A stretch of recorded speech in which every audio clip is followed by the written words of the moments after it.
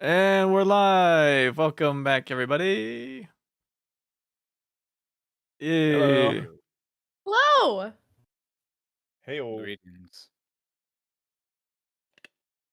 Ooh, Has good he forgotten? evening, There we go. Mega City, or Wow. whatever the fuck it is. So slow on I the am draw. one shot in to some podcast juice, and I am ready to go. Oh no. You don't sound This ready to go. evening. Wanna try that Oh, again? no, I'm not going to try that again. This evening, are your creepy kids recording you doing bad stuff and then blackmailing you? Find out on tonight's Brockton Bay Book Club. Brought to What you a rough start. by Sveta Blue Raspberry. You're gonna have to put that a little bit closer. That Yeah, glare show has it up. got There you we real oh good. There my you god. go. In honor of Kenzie's colors and That's all great. that, I'll be drinking that as my podcast juice of choice in I a love it. blue and pink Hmm. shot Fantastic. glass. Well. What an exciting time to have everybody here. I don't have chat open yet because I was panic rushing to get to it. But short order, for those of you who've never been here, welcome to the Brockton Bay Book Club, where we are going over Ward by J.C. McCrae, arc by arc, and in every episode, chapter by chapter. So, tonight we are covering 7.5 because of the Eclipse interlude, all the way to 7.Y.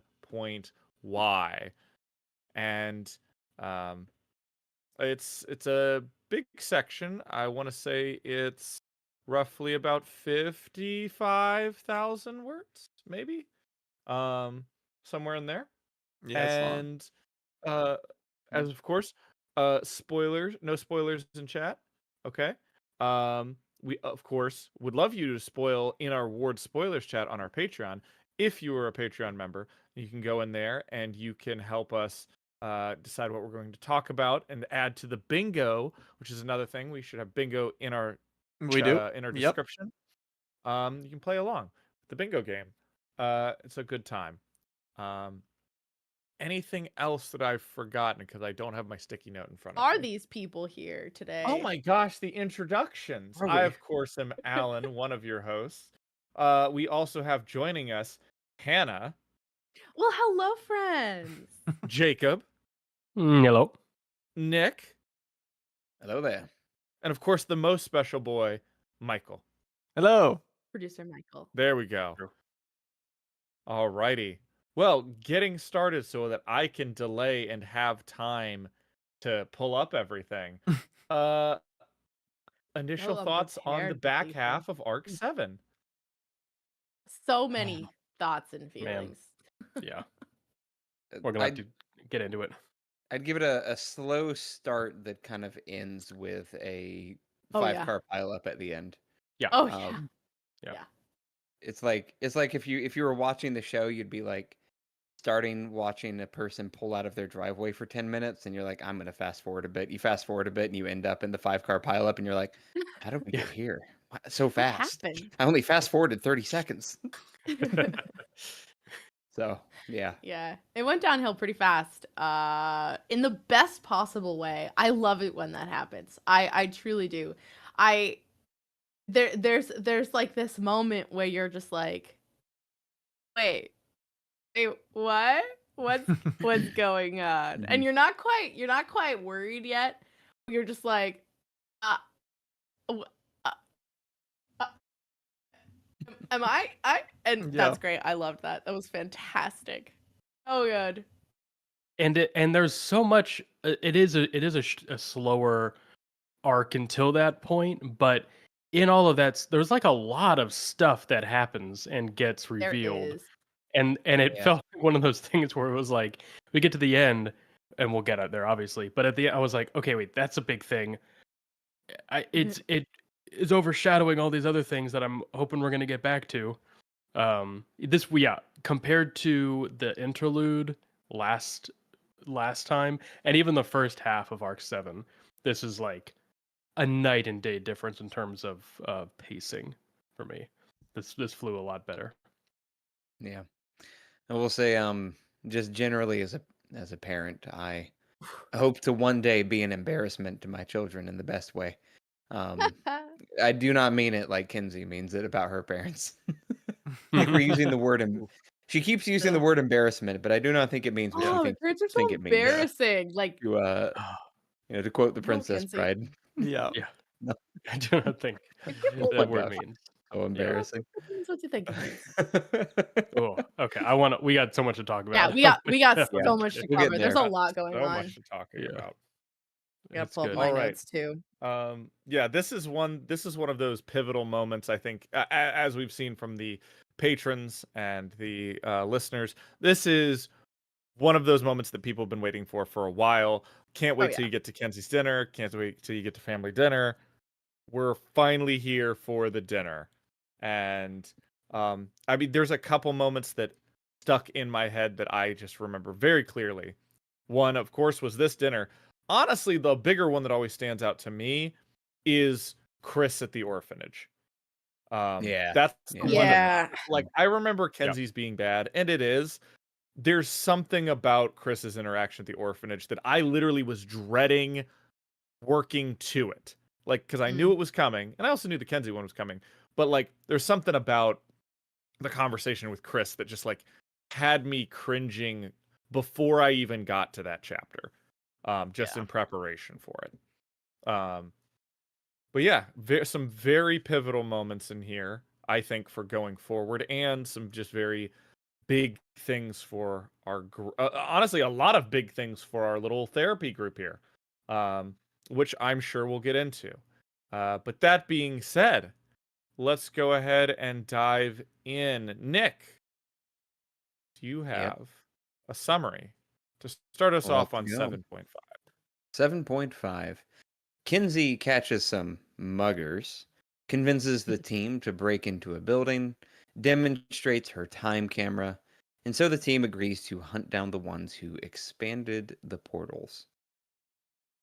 Oh my gosh. I'd already forgotten that Yeah. happened at the beginning of this. Oh my gosh. Right. Yeah. Whoa. Fun contrast here for me with the first time we see Victoria deal with some muggers and some people assaulting people, throwing a dumpster at a Nazi kind of vibes, versus here where she's like, let's give them due process. Let's make sure like were they actually trying to mug you? A little bit more so, at least. She's still defensive of Kinsey and protective, but the vibe felt a lot less like I'm a hero kid who doesn't know her own strength, and more like I'm a good cop, to put it in one way, I guess. Mhm. Yeah, yeah.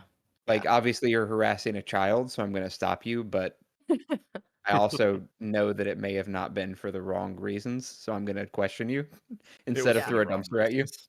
Yeah. It Right. was probably for the wrong reasons. I mean, she proved she could take care of herself though. Like Kinsey was like, "Get close to me," and flashbang. You'll be able to see again in God, 2 hours. I'm blind. Oh, that's It great. was so great. I love her. She's so much fun. She's just so chill about it too. I think that's something that like Kenzie's always just so chipper and so chill. Oh, it's no deal. I just flashbang them. They'll be able to see in 2 hours. It's like, okay, all right, Kenzie. But was she So- smiling that whole time? I know she's Mm. smiling the whole time. Makes Oh you my rethink gosh. everything. Okay, but actually though, Yeah. Yeah. oh my god, yeah. Yes, No, Vic, Michael has been banished to the Shadow Realm. he lives in darkness. For those of you who are just listening in, our video setup, Michael is it's just himself in a pitch black space, and just him and his mic The and his Great Void. lovely floral daisy shirt, which is lovely. Thank Much like old Catholic purgatory, you can in fact buy Patreon indulgences to get Michael out of the streaming purgatory that he is currently residing in. Go on down to our Patreon, and maybe if you, I don't know, pay $25 a month, he could get out of this, Oh! quicker. No one $100 is a paying month. 25. Maybe You- he'll you even get don't into need to. streaming heaven. Yeah. Good lord. Oh my You never god. know. You never know. Yeah. Who needs to pay for like pizza parties? Whoa! Is that better? Oh. You can't just bring up Mega City in the background. like that. Wow! Oh my gosh. Okay, again, Very nice. to translate that over to just our audio listeners, he now is in a beautiful purple, skylit Yep. Skyline. city background. Yep. Skyline. Yeah, Yep. it's fantastic, Yeah. and I love it. Neon punk kind of style. Yeah, it's great. I'm saved. But yeah, We get Kenzie. Yeah, we get Kenzie's time camera. She talks about that in this chapter, right? Yes. Yeah. Kenzie, her power gets stronger every time she does something, it feels like. Or, Mhm. It really or rather does. we learn more about it. What was I feel like innocent surveillance yes. has evolved. What once was innocent surveillance of anything with a camera, or anything without a camera, even for that matter, has now become just space. Well- Period is Mhm. open to her discretion. I mean, it seems like it's her also very much tied to her ability to understand how a specific thing can work. So, like, when she understands how it works, she's could potentially build the camera to make it happen, which Mhm. is really neat. Mm-hmm. Yeah, the yeah. ability to see through time is fascinating. It's That interesting is though that she crazy. struggles with ordering events, right? She's like, I can't really figure out the order of events, and I can't like show you them in sequence. I can just kind of show you all of them at once for the past week or whenever the time Yeah. frame was. Cool. Yeah. So yeah. cool. Very Because interesting. it's like finding a person, you just find where they are during that time period for like Yeah. the Yeah, entirety in that of it. space. Not like a single shot of them, it's the entire area. Yeah. But I love that the box is freaking out because it was searching for other I'm boxes. searching. kept Kept finding finding itself. Buy a It was box. really cute. I kind of love that. Self-aware camera box is so cute. Yeah. Oh my gosh. I kind of need it to have like little cat ears and a little kawaii face. Oops, found myself. I don't know about self-aware, it just keeps accidentally. Because self-aware sounds like the box went on a live, Yeah. laugh, love journey. No. no. That's Not not quite. not a self-aware box. It's just a funny little silly box. Silly just a box silly box. finding itself. Just a Oops, silly I little found guy. myself again. I don't know if you guys remember, but there's the mouse droids from Star Wars, which are like the little tiny Yes. droids that drive through the Oh, Death yeah. Star. It's like a big version of that, just like That's that. I driving like its that. way through Yep. this abandoned mall. Yes. Oh, Which I love the it. vibe of a cool. good abandoned mall too is Oh a my good gosh. abandoned mall that's not totally decrepit is great. And Exactly. there is one in the city that we've all lived in. You're not allowed to go in it anymore because it's been torn down. Oh, I was about to say it's been torn down now. Been torn down. Can't go in it now because it doesn't exist. But for a while there, it was a mall that only had a Barnes and Noble in it, and I think Mhm. like 2 other active stores in various parts Yep. of the mall. Yep. And There was a shoe store otherwise, and it a was just something empty. else. I have a Yeah. story about that place. Made me really upset. And- But we can talk about that another Save time. it No, for no, no, no, Patreon no. content. Was that Patreon content? Patreon It content. doesn't have to be. Story It's time. yeah. Well, basically, If it's, just tell us. Just tell us. very Everyone very wants quick. to know. There was a movie theater on top, right? And I bought tickets to go see a movie with my girlfriend, who was now my wife at the time. And it took forever first to figure out how to get there from the inside of the mall. Like we were running around the inside of the mall. And then we finally get there. I open the door. The first thing I hear is an employee just looks at me and goes, "We're closed." And I felt so defeated afterwards. I just closed the door and we walked away. And I was like, I guess I spent $20 on nothing. What? You didn't like go back and Wow. go like, bitch, I bought tickets. Give me a refund. Well, I didn't buy them from their website. I bought it from Fandango, and Fandango has a stupid refund, like no Oh, refund policy kind of thing. never Yeah. trust Oh, Fandango. no. And so I was just like, Disappointing. it's just not worth it. Let's just go get ice cream or something. We've been running around this mall for 20 minutes trying to figure out how to get to the That's roof for so a theater that funny. I doesn't mean, that's exist an anymore. adventure in itself. Can't Yeah. imagine Yeah. why they shut down. Yeah. No, I can't imagine why.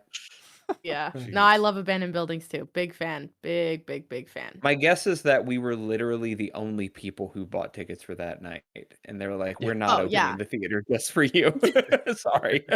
Like, you walk up, you're ready to buy popcorn, and they're like standing there like with the empty canister thing, just but like there's just cobwebs in it. And they're like, I'm not Yeah. popcorn for Like, you. Cobwebs. No way, man. Uh-uh. It's like, if you go Yeah. see that movie, nobody will find your body. No. No one's looking here. No one Right. will look here. They don't even know it's open. Yeah. You Exactly. accidentally Ugh. stumbled onto a How did place you that's even just buy like tickets closed. for this place? It's not supposed to Exactly. be allowed. Right? That's That's like those restaurants we have around here where like they're clearly meant for There's some weird whatever ones. ethnic mob, is meats in there. Yeah. And There are you walk in there and are you're some like, scary places around here. clearly I'm in danger I'm in because the there's a lot of wrong people with a place. lot of medals and accoutrement for whatever organization they're a part of. And I Everyone shouldn't be turns and here. looks at you as you walk in and give you the evil eye, and you're like, "Oh shit!" Yeah, like I there's just no know after something." menus or anything because it's not a real restaurant. They serve food, but exclusively to that organization for all of their meetings. There's no So like you menus. wander in. It's like the Nick mattress knows. store around the corner. Nick's bent, right? Like they're been- not where selling have I been? mattresses. They're Oh. not. No. You walk True, in and true. try to buy a mattress, and they're like, Yeah, are Nick you knows the doing one. here? He's been to the one by the cookout. Oh, The yeah. One of 'em. restaurant, not the That's mattress one of store. them for sure. There's that other one Yeah. by the bridge going into the, the other Anyways, side. Yeah. Yeah. we have a Yeah. lot here. We live have a in lot Desert here. Town. Like, let's start by talking about the most important things. Tattoos in high school. Yay or nay? Oh, I don't get tattoos in high school. I'm sorry, your brain isn't fully developed. I'm trying Yeah. to think of You're gonna where regret Not it. You're as gonna cool get it as you removed think it is. later. Yeah. Yeah, I don't it's even know really not. where you would get one. Because I'm trying to think. Clearly I on don't the know my small tattoo of your law. back, Dedoy. No. Okay, no, not there. What state? Oh, what state? It's Because I'm Are you assuming kidding? this is What do like. you mean, what state? I mean, I'm assuming this is Any like U.S. idiot- Canada probably. No. Any idiot can buy a tattoo gun. Tattoo gun. Or, Yes. Or my dad, my father, bless him, has a cross tattooed on his arm. You would never know it because he's got super hairy arms. But like he did that in middle school with a ballpoint pen and a sewing needle in class. So like if Look, you who hasn't done want stick and to, poke before? if you want to, you can get it done. Also, like, you're also not supposed to tattoo anybody while they're like high or wasted, and like there are plenty of parlors that do that. So, I mean, just find Yeah. somebody, some biker Fair enough. guy who has a gun who'll do it for like Yeah. $50. Yeah, You know what? legal age Fair limit enough. in the U.S. is currently 18, but I was some about to states say. will allow you to get it younger if you have parental Yours is consent, too. which obviously Yeah. opens a loophole for parental consent. All I know is I Yes. remember watching an 18-year-old being brought in for his birthday while I was getting my tattoo. And his parents His were like bringing birthday? him in on his 18th birthday party for his first tattoo. And of course, he got a brony tattoo. Nice. Because that's You got exactly a a wow. brony tattoo. Yes, that's Whoa, it's exactly who you think gets a tattoo on their 18th birthday with their parents is that their parents. person. The parents are probably So bronies weird. too. What If does you're this have to do with 18, you don't Wardigan? need your parents to Okay. be there. So Tristan brings up that Oh. he thought it was like there's this one guy who had a tattoo, Oh, he had a lower on his back lower tattoo, back, It was- right, and right, I right, just right. think he seemed like a discussion really of- cool Tramp stamp. guy, The tramp and stamp. him Yes, being yes. teased about it. I'm like, no, it's a tramp stamp. It was tacky then. I don't care how cool you think he was. It was a lower back tattoo for D&D. I mean, It's look, tacky, it was and role I playing like game. D&D It and have to be tattoos. D&D. An Ugh. RPG, a tabletop RPG. Right. Sure. Well, could have been. Just like as we'll get into Could've- later, hey, the listen, cards you can swipe to summon people. It's an e-reader for. Hey, for it could have Game Boy. it could have been Y'all Warhammer 40K. We don't know. It Could've- could have been Warhammer.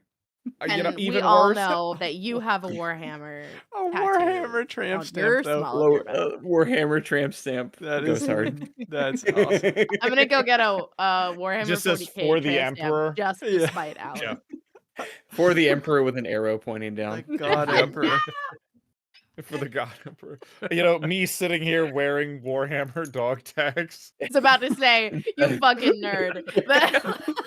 I'm gonna say, should I say it? I'll say it. He's Instead of flying the, too the close. common saying, "Blood for the blood goddess is whole for the whole god." Yes. You Oh, get way dirtier.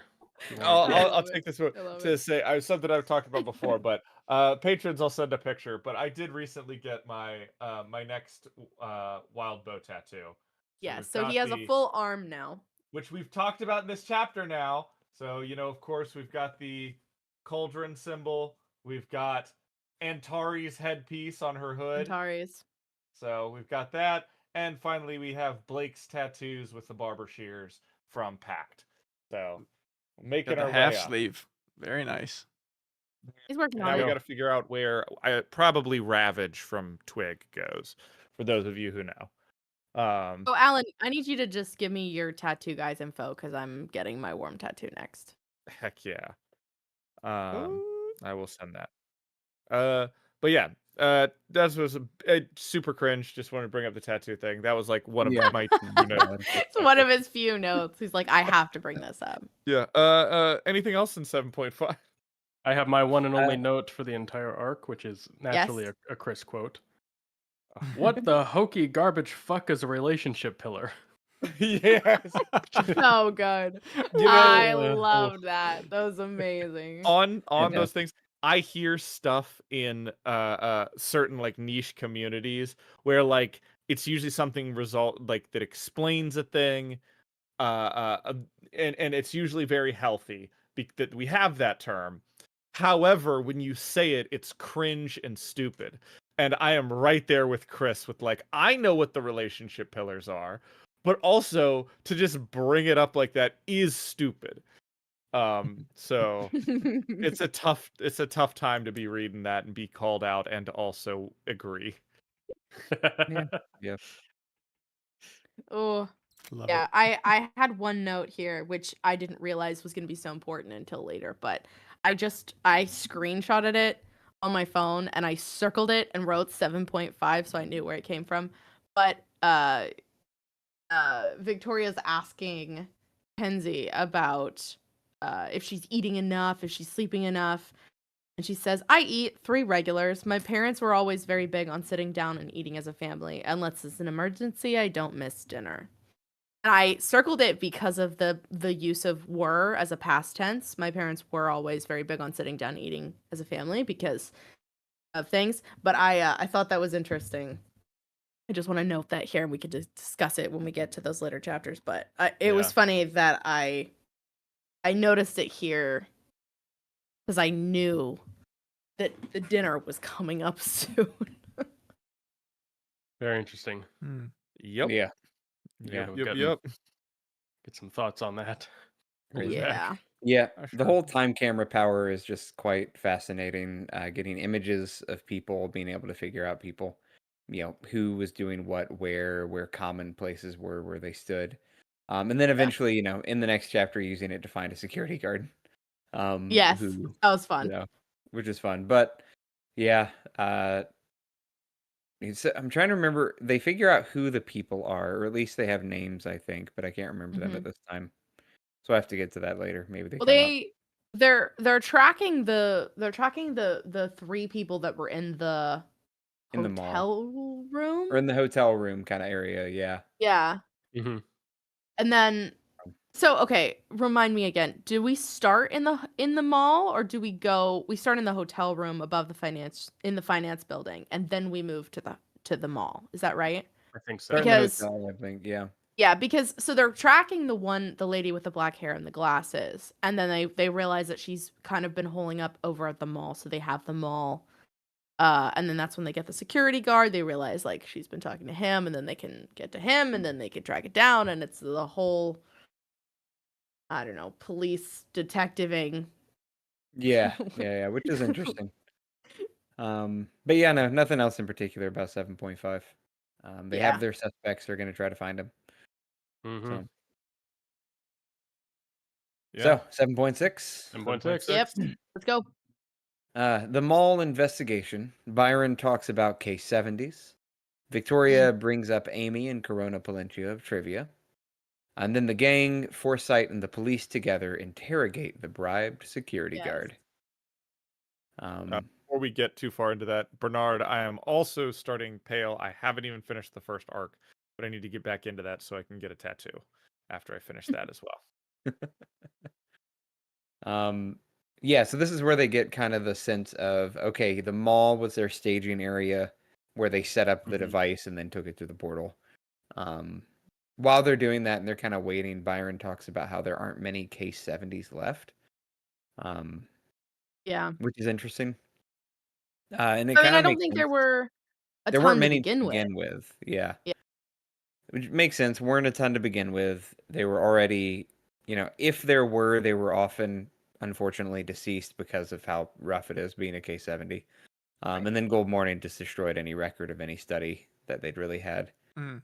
And then Victoria gets to nerd out, which I love, where she's like, well, actually, I have saved some research and I've looked into this. And in fact, this is one of my specialties is a parahuman special. Because I to go love on Byron's it. like, dimpling, okay. which Yeah. is super cool. Talking What'd you about say? how What'd you she say, talks Alan? about dimpling. Oh, dimpling. Dimpling. Dimpling. There we go. There we go. That's the word. Do I need to put this closer? No, you're No, good. no, It no. It just was just flipping on Discord the same cuts word out every time. when we are Gotcha. talking at the same time. Yeah.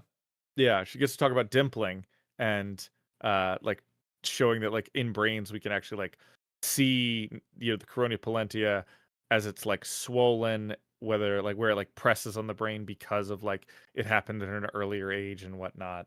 So I thought that was really cool to get a more physiological look at powers. Yeah. And Kenzie's the Kenzie can Kenzie's camera can like slice into you, kind of give you like an X-ray of the internal situation of a person, Right. which is so cool. Which is how they can look at her brain and like see how it's been affected, which is it's so interesting. The like medical scientific side of capes is like it's cool because as we're following Victoria, there's like we're seeing different sides of the process or of the world that we didn't really get to see with Skitter and them, because you have Tattletale and it's much more like intuitive of like this is the magic of how capes work, and Victoria's like, no, here's the science of why this is the way it is, Well, which is kind it's of sort of cool. like, yeah, Tattletale is more like the sociology of capes, and Victoria's Yeah. more like Yeah, the yeah. biology or the physiology of capes almost. It's just like two different fields, kind of, because Tattletale's all all about. They'd be so strong together if they didn't Oh. hate each other's Like- guts. I mean, Yes. same could be said for her and Fault Line. Oh yeah. Yeah, same thing. Tease in chat. Yep.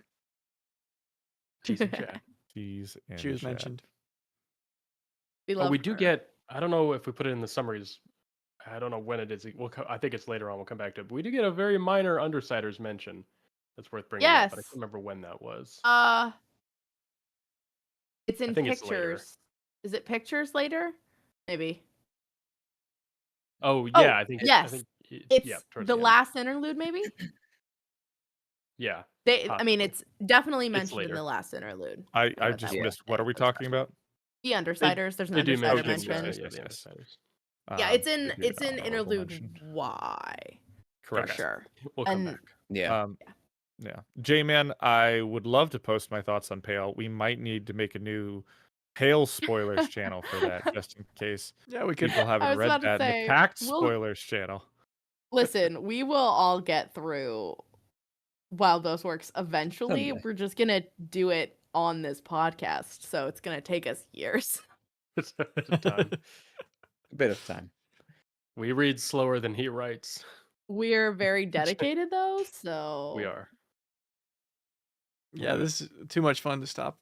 So Oh yeah. Yeah, why stop now? I do like with 7.5 and 6, we get a bit more Byron time than we do Tristan time, which is Yes. nice. Yeah. Finally. Which I do like love. that a lot. Byron is like, I love we get a bit more hint of the relationship of like Tristan's like, hey, please give me a bit more time, and he switches to Byron, and Byron's like, it's cool, dude. No. I'll do it too, but it's my turn. But then Yeah. he does hesitate. He's like, actually, I know Tristan would be okay with you guys breaking in, but I'm not okay with it, so I'm gonna wait. But then he goes in eventually anyway, so it's kind of like he just felt I bad, I like guess. that. No, I Yeah, like that yeah, it yeah. shows us some more of Byron's personality, which up to this point we've been really lacking. And Yeah. yeah. I need more Byron time, please. Mhm. Yeah, I don't Byron's remember chill. Byron being as not as cool. Well, partly. When they describe his outfit, it's something that actually sounds neat. And like not a complete foil to Tristan, because Tristan puts effort into his outfits. He looks really good, but it is very attention getting colors. It's red and Yeah. white mostly. Like that's very catch your vision. Whereas Byron is, of course, like blue, like dark blue and black. But Mhm. when Mhm. we have the idea they both dyed their hair, and in fact, Byron dyed his hair before Tristan did. But yeah. And then also we've got this thing where uh like Byron also like his outfit is put together. The way Mhm. they described it sounds really cool. Like it's very intentional and well done. But once again, the colors just aren't catchy and flashy. So even though they put an equal amount of effort potentially into the same things, Tristan is, just naturally kind of rewarded for literally the color scheme.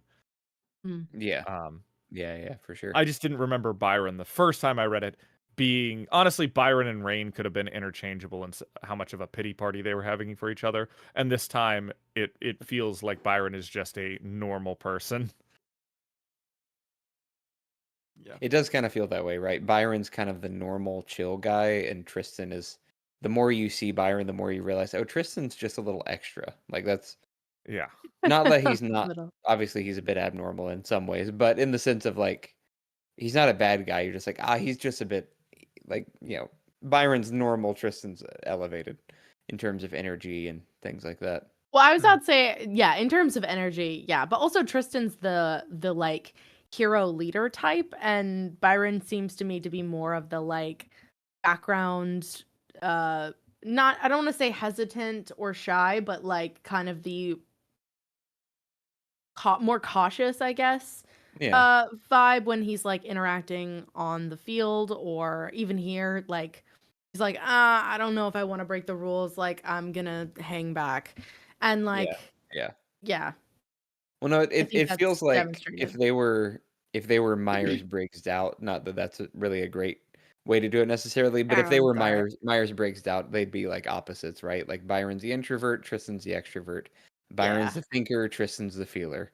Byron's the judger, Tristan's the perceiver. It's like, they'd Yeah. basically be pretty much opposites in that regard of how they view the world, how they interact with everything. And I like that. It's interesting.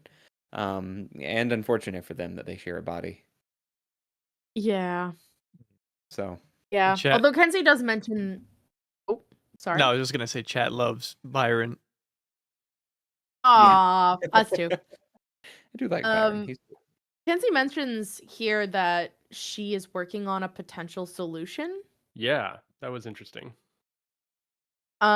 It's brought up again when later on when we're at the house, but I'm curious to see what kind of solution that would look like. What does that entail for them?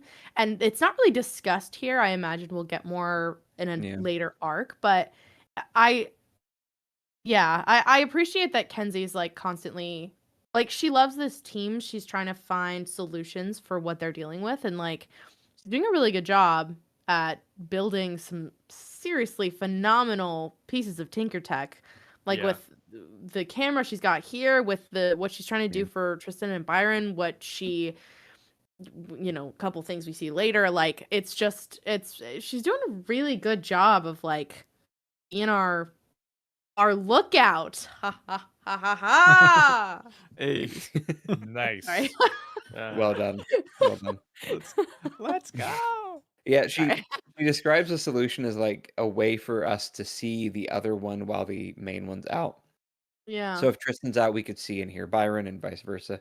Yeah. So in my mind, what I imagined is like a little old CCTV, like on their shoulder, and you just get like a grainy image of the one who's inside at the time.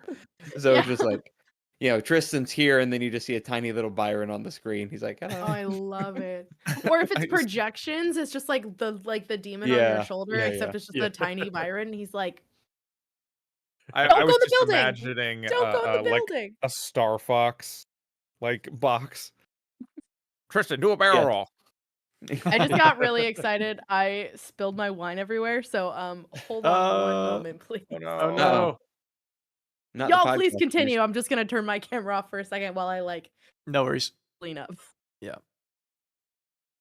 Okay. Well, No. since Hannah's gone, do we want to talk about how Annalise was, being really friendly?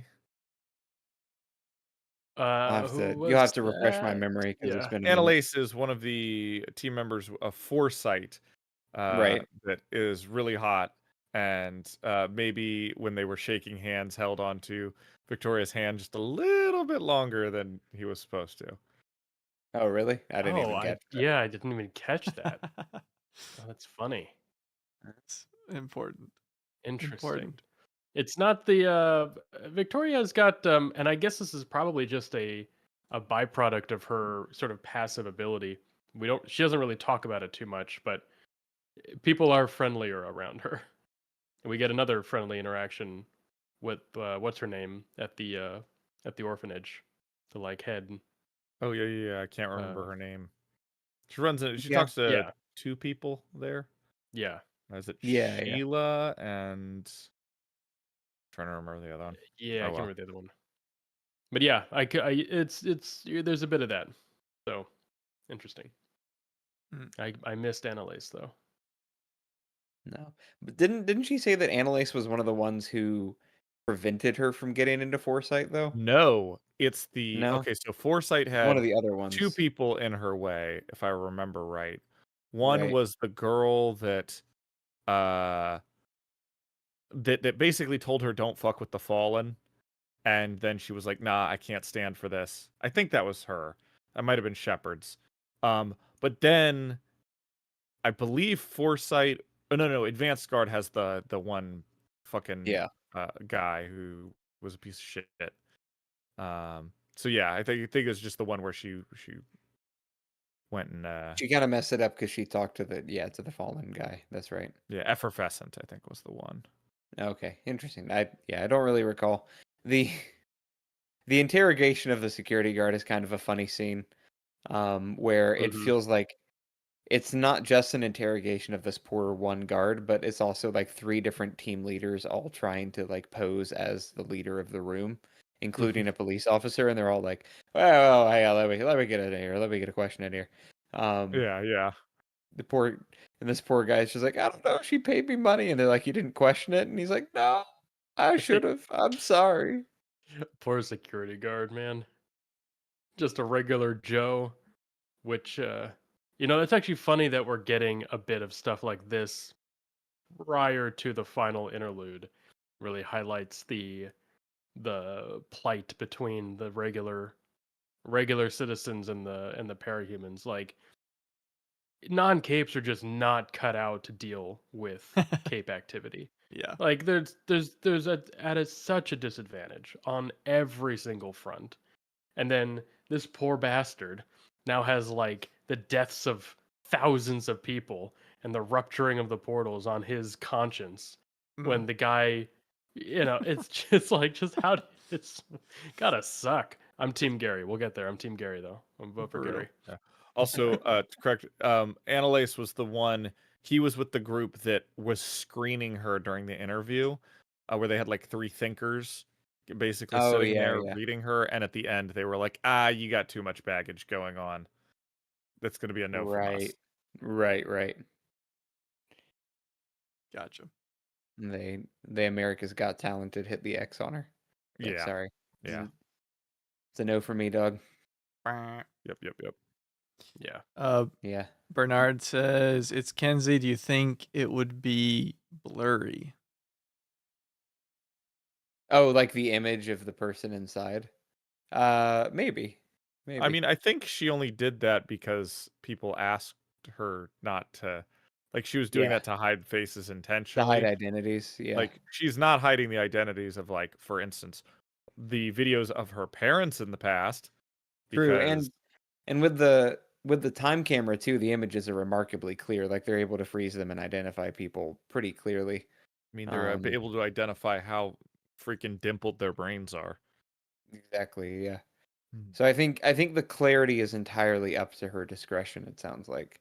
So I would imagine the clarity of the internal camera, whatever form that would take, would be up to her or Byron and Tristan's discretion in that case, maybe. Yeah. I'm just imagining now, like it is it's a projection, right? But it's just the two different fairies from Ocarina of Time. So Byron's a blue fairy and Tristan's a red fairy. And whenever they want to talk, it's just, hey, listen, it's me, Byron. I gotta say something. Tristan, listen! Listen. Tristan, Byron, hey, listen! target here. That's hilarious. Anyways, Uh, yeah. I just had a random ass idea, Go ahead. but it's probably random ass idea? it's a dangerous thing I'm proposing, but I will anyways. Patrons, if you want to select my background, you technically Ugh. could and put it in the Discord if it's appropriate. Ooh. I like where this is going. Make it borderline. So Yeah, push the boundaries. If it's appropriate. drop it Questionable. in the Discord and I might use it. For That's fun. funny. Yeah. You're gonna regret it. I will regret it, but it'll be fun. Alrighty. 7.7. Mm-hmm. Yes. Sure. 7.7. Vicky spars with Crystal in the air and then visits Chris's orphanage. There, she talks to a caregiver, but Chris is ticked. He might be physically falling apart, and in their conversation, he brings up Amy. Finally, the gang crosses to Earth N. To answer Bernard's question really quick, what would happen in the U.S. if the security guard would be charged? That's a great question. I will consult a lawyer real quick and get back to you on that. Probably not punished with the conscious thing. This would probably be a whether it's worth it to charge him with anything. Yeah. That's what I was gonna say, Or too. just tell Also- his boss and would probably fire I him think for that- like negligence. I think you That's what I could was be gonna say. charged with accessory to criminal activity Yes. because Ye- I think I think potentially, like, it might not Yeah, stick, yeah. but you could at least Oh, charge yeah. him with that, and You then could that charge would him be with enough whatever for you want. any good boss to fire him. But I think Right, yeah. because they've accepted a bribe on, although it was unknowingly for a criminal organization, it was for knowing you were accepting a bribe for somebody to trespass, and I feel like at that point you're guilty of whatever they do while they're not exactly guilty of whatever they do, but yeah, they'd be convicted. They'd likely be charged with something. Whether or not they'd be convicted or just fined is a totally different matter. Like, Also, convicted if we're and put in prison. Yeah, if we're talking about like what would actually happen currently now in the US versus like what we're dealing with the legal system there, Oh yeah, like yeah. this is some random fucking security guy. Like I don't feel like they would do much other than like I don't know, give him a hard time, tell his employer, but like Listen, he's gonna get fired. He's gonna be Yeah. homeless in this new Earth. Oh no. He's gonna end up getting hired Winter by is some supervillain coming. gang, Yeah. and then or he's just gonna die, and then that'll be that. He's taken care of. Good Lord. Goodness. taken care of. Oh my god. He's been taken care of. Also, Yeah. you'll all be Um, very happy to know I didn't spill all of my wine. I Yeah. saved Oh, so glad to hear that. My Absolutely. night is saved. It was honestly ruined earlier. I was stressed. Yeah. I was just hearing stressed. that. Yeah, I was Oh, stressed. as guys. worried. Yeah. So nice. Thank you. Screaming, crying, and throwing up over here while we waited Yeah. to hear the results. Yeah. That's why I had to Yeah. mute and turn off my camera. I was Yeah. really upset. I was just Yeah, like, I was actually she's over like, there in the corner "Hang for on a most of second." that, just like rocking and crying. You didn't serve me wine. Just Okay, just okay. see- like you forget to turn off your camera, just muted in the Oh my god, yeah. No. That's exactly what's happening. Oh my gosh. Vic wants to know what wine it is. Oh, it's a red, it's It's a sweet red. and it's sparkly and Mm. it's got notes of It's got an oaky afterbirth. Of grapes. Yeah. it's got kind of like a raspberry undertone thing going on. Three Very nice. I non-fruit. like it a lot. Ah, Three the fruits, three raspberry non-fruits. Don't undercider. make Yep. Okay. fruits, cherry, raspberry, and Red berry. like pear maybe. Non-fruits. I have no clue. Nice. Always go with Chris. stone. Stone. Chris. Yeah, stone crushed stone is actually usually accurate. I will say the Chris. opening to 7.7 was weird to me. Like I honestly had no idea what was happening at first. I was like, It took me a somebody's second. stepping on her. I was like, Oh, what's the happening? yes. It did take me a minute. It Until she feels said like such crystal. a weird one-off scene of like, it's almost like Wild Rose like, I gotta remind people Crystal still exists because she's gonna come back later and they can't have forgotten she's still important to Victoria. Well, it's a good Yep. place to also mention the whole thing about like her moving, and also Crystal is on a mission that she's not allowed to talk about. Yeah, Classified. we do know that too. So like, I feel like yes, it's a way to bring this all back up, but also I think it's kind of fun, like her and Crystal training in the air and like flying around, and so I thought that was I liked it. I thought that was fun. Yeah. It was just very jarring at first. I was like, wait, A little, yeah. As an opener, riding it her? felt a little I like was like- what? Surfing her. Yeah, I surfing her, believe. yeah. Which is funny to imagine. Yeah, so this chapter starts out, I feel like, very optimistic, talking to the caregiver. Like, Victoria's Yeah. getting more insight into who Chris is and why he is the way he is and some of the things going on. The caregiver is very careful not to say too much. It feels good. And then Chris comes out and he's pissed. He's fucking pissed. And I actually and- do really want y'all's opinion on this. Do we feel like Victoria overstepped? Because I think Chris has some important things to say. Like he shouldn't be, like written off just because he's maybe being a bit dramatic and he's a teenager. But like, I'm curious what you guys felt about this. Her coming to see him here. Yeah, it's I think Chris is mostly in the right, anger issues aside. But I do think like Victoria, it's not malicious. Like they have legitimate concerns. They can't reach him. They are trying to meet up. He's not aware of that. Not to mention just being concerned about his whereabouts in general. But I feel like they probably could have contacted him differently. What with a camera tinker nearby and who's able to call people from all over the place and like talks to Ashley in prison later on. So I feel like there was probably ways of contacting him that didn't involve going to the orphanage. And I do think Chris is in the right to be a little frustrated by that. I was gonna say we actually point out later in this arc that she cannot contact everywhere. I believe the reason she contacts them in their little like prison that they're in is because they have phones. Mhm. Oh, So, like right. that's like it's not so widespread. If I were going to say in retrospect, because I probably would have done the same thing Victoria did. Like honestly, she goes up, she tries her best, and I think I'm gonna say Sheila for now, do their best to like not give too much information away that Chris wouldn't like to. They do spoil themselves both a little bit, but for the most part, they are very careful to tiptoe around. I'm not going to ask anything too much.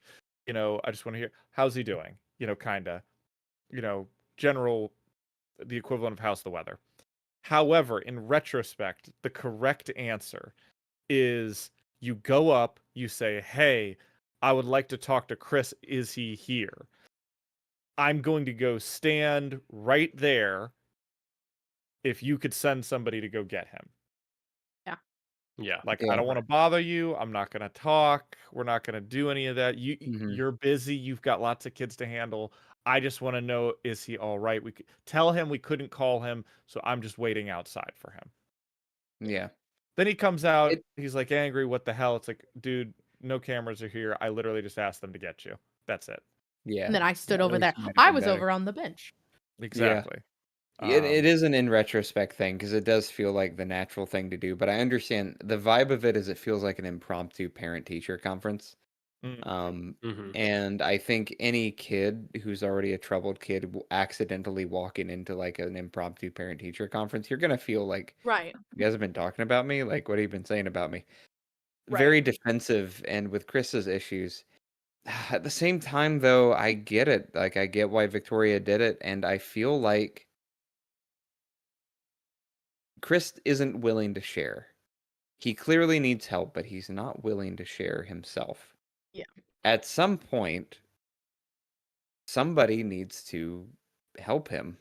But again, it's that balance of like, it's such a weird balance because on one hand, it's like, okay, he's got the autonomy to do what he wants to do. Like, he's his own person. You shouldn't have done that, Victoria. However, he is a minor. He's not living on his own. He's in like a facility with other kids. He's accountable to other people.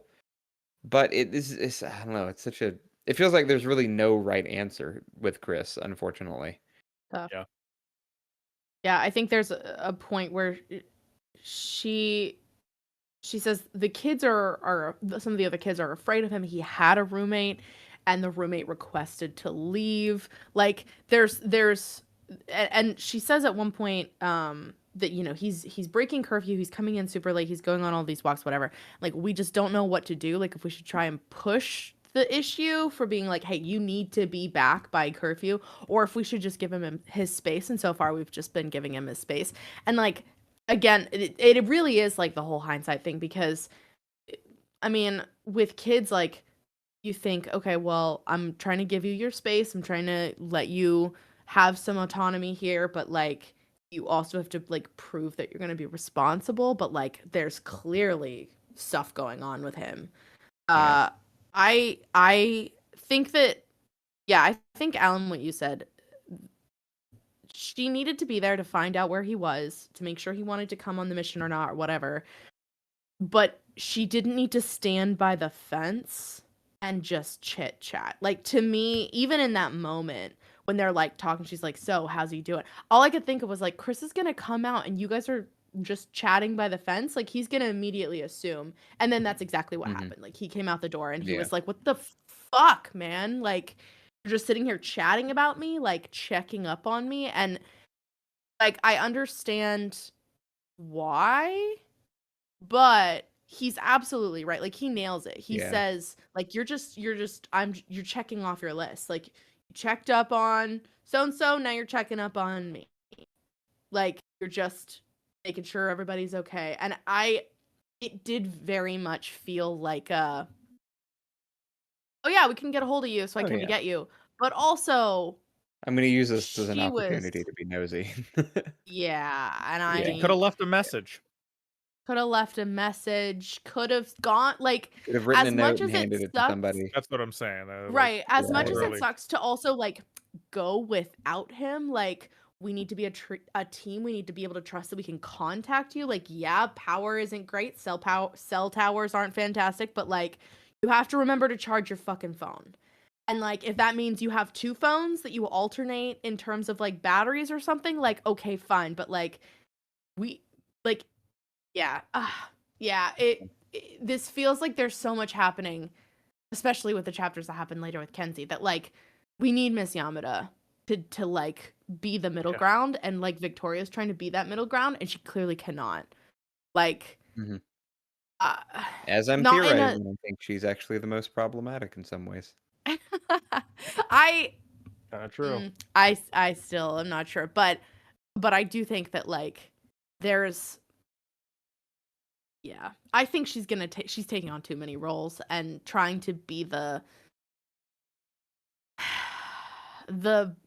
I don't even want to say she's trying to replace Miss Yamada, but like that kind of energy is what I think she's she giving, and definitely I'm like, is. She definitely is just- trying to replace Miss Yamada, and She kind of shouldn't. to piggyback off of what I just said about her being the most problematic. I think this is part of what Miss Yamada feared in bringing it up to Victoria. Is she knew that Victoria was going to take this whole team on her back if she could. Yeah. Because we even see later, to bring in something from Seven, the interludes, like, I mean, Victoria's making these big sweeping promises to Kinsey about like how I'm going to take care of you and get you out of here, Yeah. and, like fix things. Yeah. We got to I've fix heard things. that before. And like, and even talking with Rain and Ashley, they're like, we're going to do the best we can by you guys. Like, stay strong. It's just like a whole. It's her taking on the burden for everybody else, and I think that's part of why Miss Yamada was afraid to bring it up to her. And now that Miss Yamada's not there to balance it, Victoria is just taking on everything, and because of that, she feels a responsibility.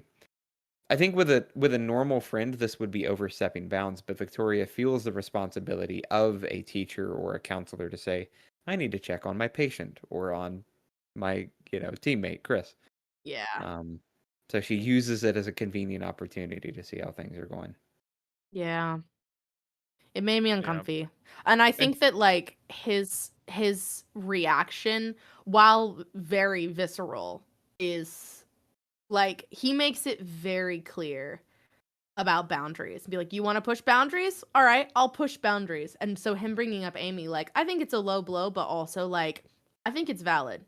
Like him bringing this up, he's been very clear about not wanting anyone in his business, about not wanting anyone near the orphanage, and yet she has pushed this boundary, and like I kind of think she deserved it. Him bringing up Amy, like, yeah, It was you like a kinda deserved perfect it. little response. Yeah, he didn't push it any further Right. than that. It was just like, hey, you push my boundaries, I'll push back. It was Yeah.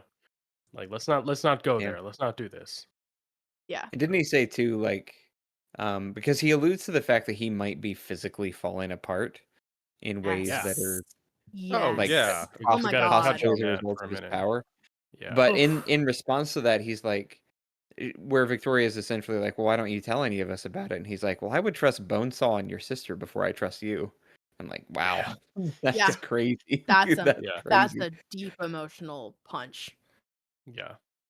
Yeah. Which, speaking of that, is there another example of a cape whose power is like literally tearing them apart, like I I physically? feel like there has to broken be, triggers. but I can't.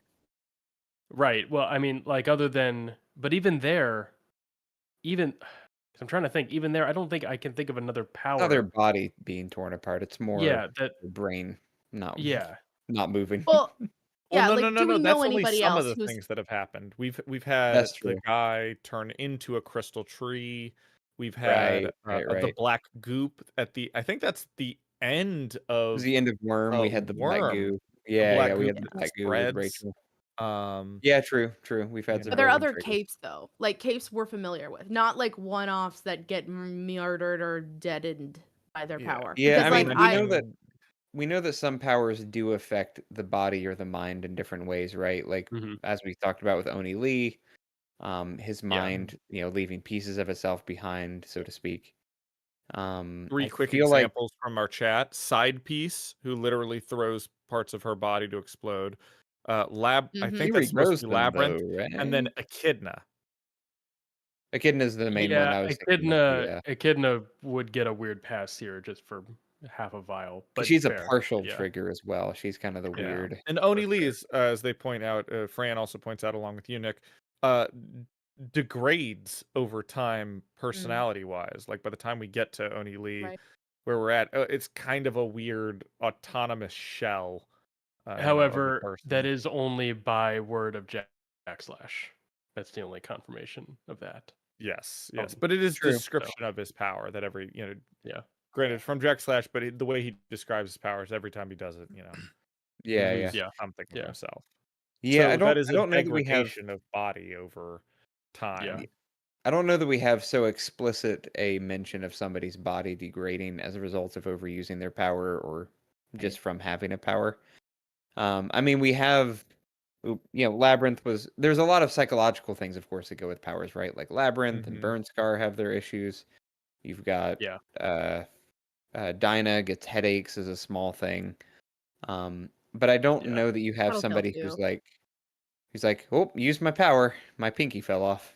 Well, Oops. I mean, we think about with like we don't see it all the time because we don't see too many people, we'll say, overdoing their powers. But when Dinah or even Regent as well.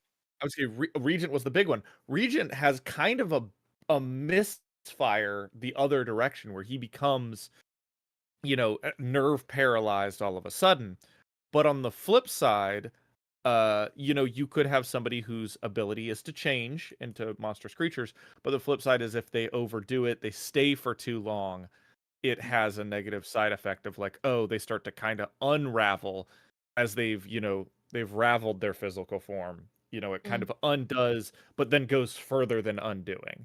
It's this Right. goes this way, and then as it's coming back, it passes by human and just kind of falls off the other direction. Yeah, that makes sense. Yeah, I'm curious to get more into Chris's backstory because it feels like, Me given too. his age and not it doesn't have the frequency of power usage that you would like. Oni Lee has theoretically teleported thousands of times. Yeah. And Yeah. is only now have lost their mind after years and years of power Right. usage. I wonder if My theory, I don't think this is true, but this is my fun theory that I'm playing with at the moment, is that the Chris we see is one of his forms, and he stays in that form too long, which is why it's degrading. Ooh. Interesting. Ooh, I like that. that could be interesting. I like that. Yeah. So No, the I idea that was like gonna say he's a too, it's case kind of 53 who takes on human form. Yeah, exactly. Oh yeah, that's funny. Exactly. I like that.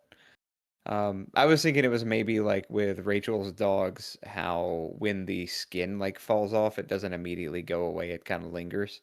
So Kind like of sloth, he soft, like sloth. yeah, he like is in one of his forms. He like sneaks into his room and he's just trying to stuff extra meat down his toilet. And Ugh. he's like, no. Ugh. Yeah, like maybe because we have one moment where he lets his form go at the end of this one chapter and like Like wraps himself in a shapeshifters. cloak. But maybe sometimes it isn't a clean, oh, I just go from this to human form. I Right. like you said, it just like sloughs off a bunch of stuff and liquid and Yeah. everything. Like it's not a Yeah. consistently clean power. Yeah. You're Like, I hoping mean, like that the transformation's shapeshifters good, in Supernatural, they literally shed off their skin and you leave it in viscousy piles. Like Nice. maybe that's what's going on, and we're seeing Viscous. part of that, or this is just like, I don't know, like when you get Fruit. I mean, I've never gotten a colon cleanse, but I imagine when you get a colon cleanse, like cleans you out, and maybe that's kind of what's happening when he has to transform, and his body's literally just like cleaning him out, does- I guess. He does also You don't need kind to of pay for a hint. colon cleanse. You just get Mentos and Diet Coke. Yeah, easy. And to do yourself. Yeah, DIY. do it yourself, colon The old cleanse. DIY colon colon blow. cleanse? Oof. Yeah. Oh. Wait, you never butt chugged a 2 liter of Sprite and shoved a banana up there? Yeah. God. Okay, sorry. Jacob, please little- continue. You ever done the Maybe. Coke and PG. Mentos challenge, but it's a butt chug? Alan, shut your face. Oh my god. Butt propelled Clean you grenade. out. Just, yeah. Jesus. I hate you guys so Christ. much. I was saying, I think Chris, Please. he's being very vague about it all, obviously. Yeah. But he doesn't. He also doesn't shut down, unless I'm misremembering. He doesn't shut down the possibility that it's something else or somebody else at messing with him as well. Messing with him, yeah. And I get the sense that it's not like bullies in the orphanage, because it sounds Right. like he sort of terrorizes. He is the bully.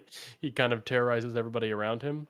So I'm curious if that was meant to be ambiguously leading to maybe something Yeah. else. I kind of want to look at this again. Is it 7.7? Yeah. Yeah. 7.7. I kind of want to look at it again because the way that he said it, I remember I was going to screenshot it and then I didn't. But he says something because Victoria comes back and is like, wait, is something else happening? And he's like, he doesn't confirm or deny. He just moves on. Yeah. Here, hold on one second. While you're looking for that, Vic, I mean, I think we could do a Patreon exclusive colon cleanse stream. If we got if we got enough people No. interested, we'll see. No, we'll need way that like- more patrons. Wasn't for there that. wasn't there a streamer who was like, I chugged a bunch of laxatives and I'm gonna play Elden Ring till I shit myself? Wasn't that a thing or something God, I like hope that? so. And the second thing I was going to mention is in order to, in regards to Bernard's question from a while ago about what would happen to our guard who got bribed. It depends on the state's accomplice liability rules, and if the guard knew what the trespasser was going to do. So Interesting. probably would get tried for something. And Mhm. also to tell the little nerds that this is not legal advice. Mhm. Yeah. Yep. Gotta say that. Yeah. Also, I found this section. Okay, go for it. So, so he brings up Amy. She says, "You don't go there." He says, "You don't come here." I have to fucking, and I am gonna just tell everybody now. We've all read it already, but it's got some language and some words in Yeah. here. What kind of fucking language does it have? It's okay. Come on, man. You know what I mean. I have to fucking balance everything. I lose my heart or I lose my body. I've gone to the fucking bathroom in the morning and there was blood and meat in the bowl when I was done. There's 2 people I could trust to handle the clog or leave me alone so I can handle it. She was one of them. You don't fuck with that. I didn't. You did. You said stuff that might have changed her mind about stuff, and I can't know how to balance it if I don't know what was said. She changes my sheets when there's fluids on the bed that aren't blood, semen, piss, or shit. No questions asked, because Jessica said it's under control. Now, Jessica isn't here, and you're putting ideas in her head, and she might change her mind about things. What the hell is going on, Chris, that you're dealing with stuff like that? Powers don't usually tear you up. I saw a flicker of something between the outrage and reckless madness I'd seen when he talked about fluids and Jessica. Not his powers? None of your business. It's not your powers? I asked. Someone else's? Someone did this to you? None of your business, and fuck you. So, yeah. Yeah, we need more. We need more. We Mhm. need so Waiting much on more. that Chris background. Yeah. Mystery. Yeah. And Now- In defense of going down this, because I do want to hear theories on this. Victoria is also, especially during this arc, wrong about a lot of things. Mhm. We'll get to later where she's like, "Oh, they're talking about the conflict of interest is obviously Marquis and I and our drama," and then and they're like, "Yeah, it has nothing to do with you, bitch. Yeah. Right. You're not that important." Yeah, Yeah. I did love that. Yeah. I mean, I I think will that say even no. Go ahead. I'm Go ahead. sorry, Hannah. Nick, no, please go Sorry. ahead. No, I'm thinking about something else. Go ahead. I think, like, even with her assumption here about wondering if it wasn't his powers, if it was someone else doing it to him, even if that is a leap, she is right about the whole thing about, like, your powers shouldn't be ripping you apart to this extent. Right. And it also makes me wonder how much Jessica knew. He mentions 2 people, says one is her, the girl at the fence, the woman at the fence. And he doesn't say who the other is. I assume it was Jessica. But he says that 2 people that I would trust to, like, help me deal with the clog. So that kind of makes this assumption that they're there at the orphanage. So, like, Mhm. it makes me wonder how, like, who is it who knows? Or does everyone just have, like, little bits and pieces, but no one has the complete picture because Chris hasn't decided to share it? And, like, how much, because we see this later with Kenzie, but this idea of, like, you think you're fine and everyone else assumes you're fine because they don't have the complete picture. But once you get the complete picture, you're like, oh, this is in fact not even close to the realm of fine. We are, in fact, galaxies away from fine. And, like, yeah, that Yeah. like scrambling for control, for normalcy, for, as Chris says here, balance, is like when you can't control your own body, you are craving some sort of normalcy or balance, or once again, the body autonomy that we have seen over and over and over again is like, it's so Bringing Here's it back.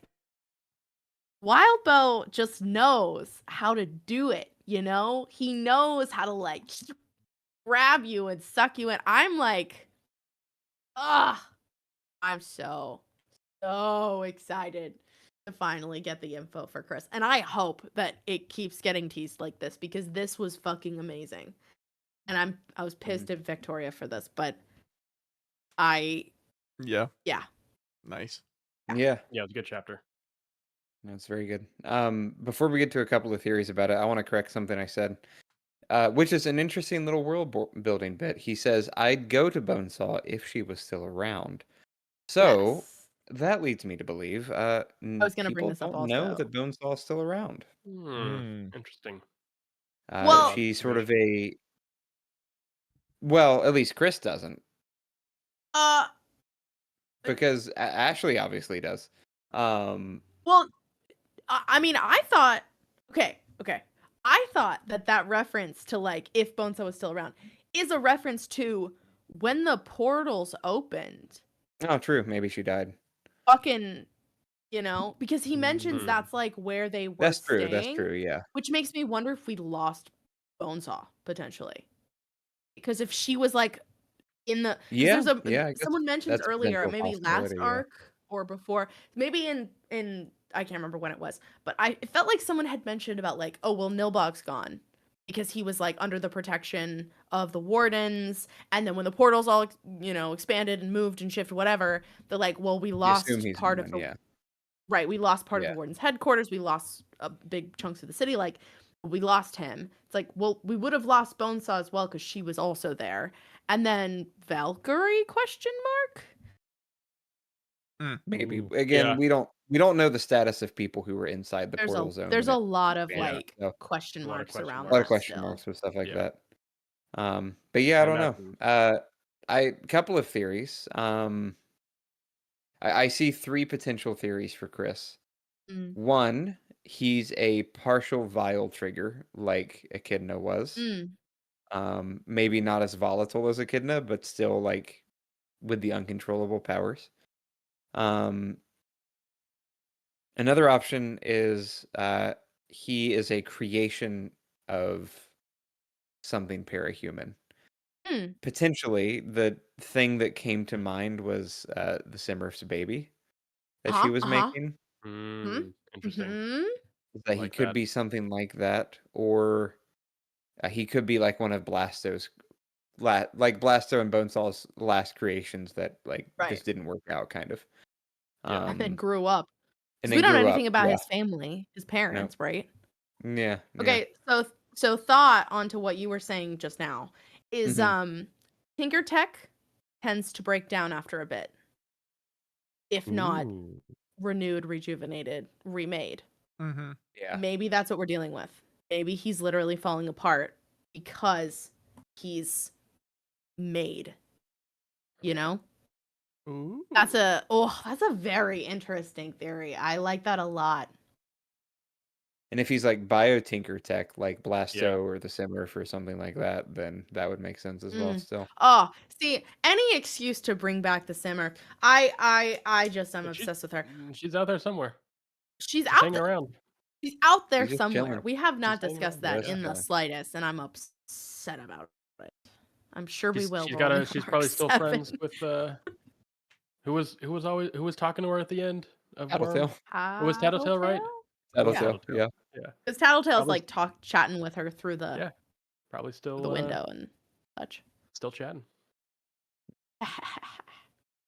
Yeah. Well, I'm assuming we'll revisit that in a interlude or I'm two. sure we will. I sometimes forget. I've just forgotten a couple of times how freaking long this book is. It's Because huge. I was like, wow, It's we've huge. done so much. We must be like nearing a halfway point or a third point. And I remembered, I was No. like, wait, we're in arc 7. No. Vic, And spoilers. I'm looking at And there's 20 arcs. we're not even a fourth, and it cracks me up. I was like, And they get wow. longer. And they do get longer. I'm scrolling through the table of contents. Arc 19 is ginormous. Arc 20, huge. Like, what the fuck? Those Vic, are like you cannot go trilogies. spoiling right now that Chris is the son of Eidolon and Leviathan through the surrogate How dare Jessica. you? How dare you? I can't believe you would say that right now. How dare you? You would do this. Scion's blast on Eidolon actually Gosh. impregnated his corpse. Yep. And that's Oh. that's what Chris is. Let me see that fanfic. Michael, I thought Where's it said the Leviathan. I thought it Michael, said play us Leviathan. out. And all I It could did think say was, Leviathan, but what if Yes, we Leviathan. don't know if it's Leviathan a simmer, or Okay, Michael, I vote. it's the I new vote worm. that you and We I gotta get some of just. that Simurfracy. Oh The God! Simussy, the Yes! Leviathacy, and Michael, the I vote Bahamussy. we just kick them all out. We start our own We're podcast. back at it. No, no, Now no. that, yes, Wait. amazing. Thank you so much. I swear I'll be good. Perfect. I make no Love I it. promises. lied. I'll I am never what be I am. good. Oh, we know. Bring back the old theme every once in a while when you're bad. Oh, the banger. Nope, You'll I never All like right. catch it. me moral. Yeah. Anything else with this? Now let's hit 7.8. Let's hit. Yeah, we got a lot to cover still. 7.8. Yeah, for real. All right. So God. they've narrowed down that the people they're looking for on Earth N, which belongs to Lord of Lost. So 7.8 discussion LOL. on Chris before they travel to and through Earth N settlement. They enter the Lord of Lost, they enter Lord of Lost's court. They decide on a team and individual names on the spot, and Marquis appears. Marquis. There he is. Marquise. I actually did. I had a friend in elementary school whose name was Marquise, and it's spelled very similar to Marquis, so it does every time it comes to mind. Yeah, so Earth Inn seems like a okay place. Not the best, but Lord of Lost. Lord of Lost is the Hang around. epitome of like he's a bad guy, but he's not a bad guy. You know? Like, I've got a real important question along with the rest of the names. So if Beast of Burden, they called him Bob casually. For Lord of Lost, do they just call him Lol? LOL. not to Yeah. his face. Yes. Yeah. the lol troll. The big old lol cow he is. He just needs Yeah, more but he's- subordinates named like Lord Famine and Organization. I'm just trying to think of something Yeah. for LFAO. Right. but But we he's finally a- got the he's got a names grip. locked in. We got our names Yeah. locked in. We do get our names locked in. Breakthrough, good team name. I like that. Yeah. Plays It's on therapy and Plays on therapy Yeah. enough. and also and I they're like kind of Lookout better than clandestine what they're doing. Looksee. I do like Lookout is Lookout better. better than Looksee. Yep. Yep. The The Looksee remember- reminded me of kind of like Monkey See, Monkey Do, and I don't like that. So yeah, I see that. Lookout's a lot better. Lookout is also funnier, as Chris alludes to, after she's dropped a camera on somebody's head. Yeah, Yes. Yeah. that's very fun. I like that as well. And, Chris and we have Cryptid. Capricorn is Capricorn still, right? Oh yeah, he's got Capricorn. Yes. You got And Capricorn. Cryptid for Chris. Cryptid I for love Chris, that which so was- much. Cryptid That's is so good. great. I'm honestly shocked and appalled that Cryptid wasn't taken. Like, what are they even doing? Or maybe it Cryptid was should be and taken. got golden morning. So a lot of names opened Yeah. up that day. That's true. True, it was great for the creative endeavors of heroes all around the world. Exactly. And then, Antares, oh, which right. is Yeah, Antares. Victoria. What does Sveta go with? Hers is the one I can't remember. Press. Oh, Tress, Tress. right. Press, that's right. What? Hers didn't stick with me because it sounds like a Yeah. real name. I think it is a real name. But like a tress of hair, right? Like twisting Yes, bits That's of what I was Yeah. kind of is thinking. what Yeah. it means. Yeah. I'll look I up mean, you've something. also got like trestles is like that weaving in between as well. Yeah. Mhm. So Yeah. Um, Not my favorite name of the group, I'll be honest. Not It my just favorite. sounds but like it, honestly, it sounds like a normal person's name. yeah, Mhm. Yeah, exactly. yeah. It sounds like it would be an Irish name, like just a regular. Yeah. Yeah. I think.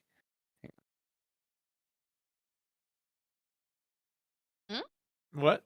Sorry, what was that? Oh, okay, that's what I'm thinking of. There's a book in the Redwall series. The main character's name is Triss. Triss. Yeah. And I was like, that's what I was There's thinking also of. I'm like, I'm Triss pretty in, sure that's the name. Triss Marigold Witcher. in The Witcher. Yes. Right. Right. Anyway, so that's all unrelated. I was just trying to figure out. I was like, I know I've heard the name before. Yeah.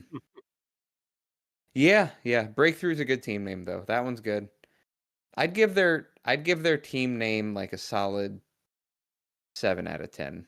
I was gonna feel say a like- 6 or a 7. Yeah, I Like a feel like 6 or a it's pretty 7. solid. I feel like they're not quite themed enough. You know, we've got like 2 stars. We've got Capricorn and Antares.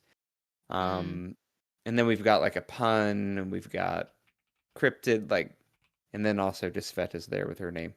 So I guess we'll see if the names come together when Rain and Ashley finalize theirs. Yeah. I also think that like as what I really like about when they fight is that she'll call them by their names, like even internally. So it's like if she's fighting, she's like, "Oh, I looked over there and Capricorn was fighting or threw a guy 50 feet," whatever you want to do. She refers to them as their cape name, even in her mind, when they're in their cape identity space, headspace, or physical space. And when they're just them hanging out, it's in their mind, it's in her mind, it's still their like actual name, like Tristan or Kenzie. And so it helps because there's so many names, there's so many things to remember. I don't fucking remember everyone's names, even people that are supposed to be important. And so like being able to remember like, yes, freaking press mentioned, and being like, yes, okay, cool. Yeah. And you say it enough times, I'm gonna remember. And I'm glad that she does that rather than just keep saying Sveta in her mind. Mm-hmm. I do really like that. So with Antares, I actually have a little bit of a special connection with this because I in middle school had to do an Odyssey of the Mind adventure involving the Scorpion, getting in a fight with Orion and learning about the stars involved. And Antares, of course, is the like central point to the Scorpio sign. And looking up, of course, other people's stuff on this, we have some wonderful comments on Reddit from about 3 years ago asking about it. So Antares literally comes from anti-Aries, so the opposite of war and like conflict. So trying to de-escalate rather than escalate. Also, your camera got real fuzzy there for a second, Hannah. I did nothing. So just trying to de-escalate conflict, which is, very much what she's gone from kicking, garbage cans into Nazis, as opposed to like walking up in this arc and being like, yo, guys who just got flashbanged, like, what were you doing? But also, are you all right? Like, I don't like you, but I'll call you a cab. So not only do we have the anti-Aries, but we've also got it being the heart of the Scorpion, kind of her feeling in the heart of the Wretch, as Rid Tom, of all people, points out here. We also have some astrological meanings, where Antares is the component of the divine tetramorph, initiating change and the metamorphosis of form life. Its sense of qualities are healing or destructive. And then in Christian tradition, the star was known as one of the 4 archangel stars, and it represented Oriel, the Watcher of the West. Which is when we do get into her outfit and what it looks like, which is this. It's a battle angel. It's got like little wing designs on it. It's got little star signs on it, which is all, of course, in that Rubbermaid box down here. I was gonna say it's really hard to see on your camera, but yeah, I'll pull it in closer. But yeah, Alan made some amazing. Which is actually, I think, off of a Rid cosplay Tom armor. design from one of the Breakthrough team like pictures I designed this off of. Very proud of this. You can't hear me right now, but everybody better be nice. Yeah, sick. Yeah. And you've got like the little wings on the back, That's which very I cool. believe Rid Tom, I don't know if completely designed that, but yeah, you got that, and then there's like little gauntlets and leg pieces Give and us a stuff. spin. Yeah, Give us a spin. It's- I was gonna say, bring it in. Yeah, bring it in so we can see it. It's getting a little bit of that reflection, but Yeah. This is just the chest piece. Ooh. Yeah, It used to that be looks cool. yellow, like a bright just spray yellow painted it. chesty pictures, but now I've painted it all gold. I will not be cosplaying as Victoria for Halloween because I did that many Halloweens ago.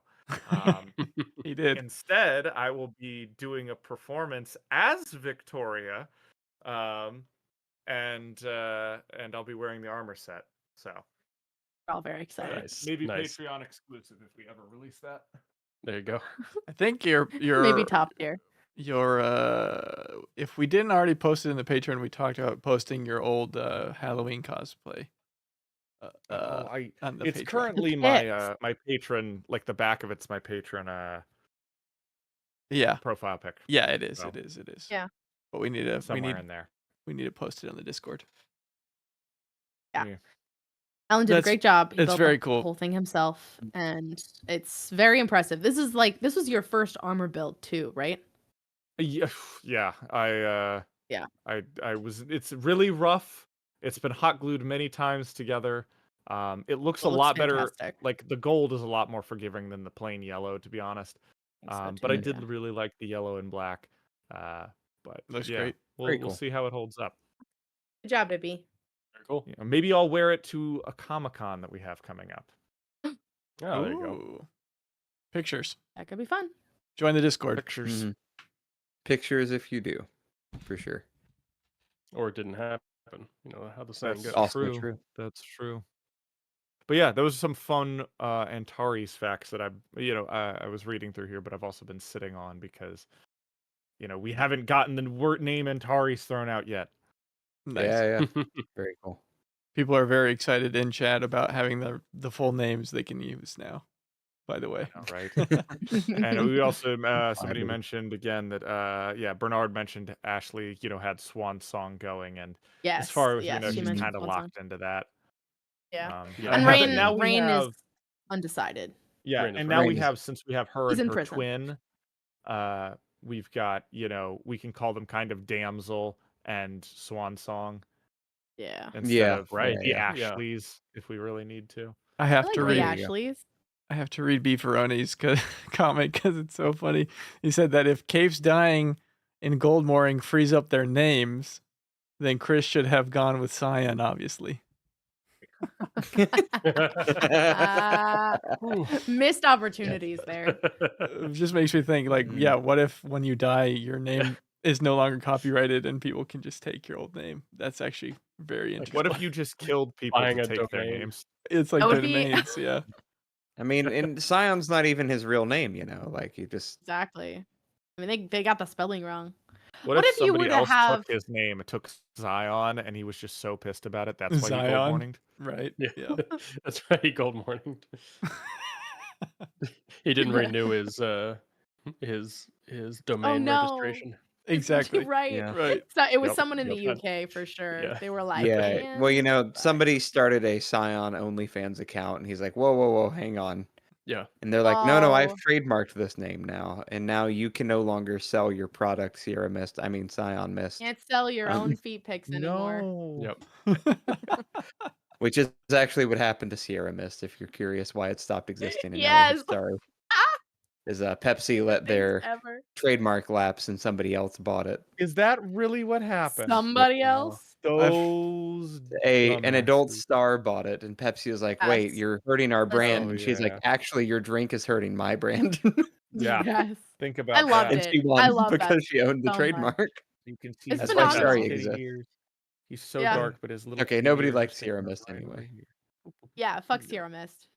Oh, I like Sierra Mist. No. I can't like it anymore. It's Starry now. Yeah, I mean, Starry. he can I'll be still honest. like Starry does But you Sierra can not Mist. hit still that. like the other Oh, Sierra Mist. I Oh, don't that like is- Starry. that is a cat in the camera. That That is a was cat on that was a camera. cat butt. That is, you 100% got cat all butt. cat ass. Everybody all the got to time. check that box on the bingo card. Yeah, for real. All right, let's keep going. Oh, We might need God. to make the bingo It's card more 9:30. specific. That it's like cat ears, Yeah. cat butt, cat tail. Oh, right. Sorry. Anyways, so much to Marquis cover. comes back. We love Marquis. I love Marquis. He's great. He's one of the Marquis! best villains. Okay. Ah, Good. yes. Such aura. Welcome He's back, just Marquis. standing He's next to got- Lord of Lost aura farming. Looking Huge hot. He's so in much his better, skinny I jeans and his think. billowy shirt. I think he's so much better this go round than he was in Worm, hot. personally. I I do think like he's how only gotten older and hotter. after the meeting, how they were all like, "So Marquis is really in charge, right?" They're like, Yeah. Yeah. "Yo, we were Marquis Oh, in yeah, charge." no, totally. I was like, "Yeah." Obviously. I love that so much. Yeah, he Oh is my gosh. flexing on him. He Yeah. also, in my weird fashion, quick side rant, he has this wonderful sense of sprezzatura, which is making a very difficult thing look like haphazard and easily done. Yep. So the idea of like your tie is always just like a little bit crooked because it actually looks better than if it's well done and like tightened up. Yeah. And he pulls that entire like, oh, my shirt's just slightly askew casual and bed unbuttoned head. and Yeah. casual bedhead. He gives that off so hard. Also, she Yep. she says he is wearing tight pants and a billowy shirt, and all I can think is like he's giving Mr. Darcy coming across the field in the morning, like billowy white Absolutely. shirt that's like unbuttoned at the top and like tight pants. Marquis, Jack / saw Marquis and was like, I'm gonna steal that outfit. Right. I'm gonna steal that. I'm gonna Yep. make the greasy version. And yeah, Exactly. you gotta make the yucky version, and he's like not even a third as hot. Well, see, that's what Also, I'm Vic, Even a Right, third they Vic hot. says they I'm say gonna to Marquis myself off a cliff if you guys keep saying Marquis. Instead That's of not gonna Marquis. happen. isn't That's it? how it's pronounced. Instead of it's not Is Marquis. Is it? We're not It's not calling it Marquis. Marquis. It's definitely No, it's not Marquis. That's not his Mar- name. That's not his Marquise? name. Marquise. Marquis. I will Mark kill Actually, myself. if Marquise we is have to do amazing. that before I pronounce it that way. We're gonna find out. Okay, keep going, please. Keep going. We can do it. Sorry. Yeah, Marquise. Okay, so Marcus. yeah, the group dynamic here. I mean, I think here's the thing. Anytime Treaty, you can good to rub a see dude- you. This- I'm sorry, chat. Is just it's weird that it's weird that he seems to think of Victoria kind of like family because of Amy. And Treaty responds, he's trying to get the better daughter. Oh, He's trying to get a better wow. daughter. Wow, Oh that my is gosh. that's a time. I mean, true look, facts. Ugh. Yeah. I do think it's interesting. Victoria makes a note here of Marquis's his mannerisms kind of remind her of Amy a little bit, of like the way that he holds himself or the way that he has his like thinking face on or whatever. And I wonder if like some of that is probably just like familial facial features, but like also the time that Amy spent in prison with Marquis Yeah. is like Yeah, that she Victoria picked up says that. yeah, the mannerisms, yeah. The mannerisms and stuff, and she's like, "Oh, that's where she got that from." She's got to suck in a way to be like, darn. Right. Mhm.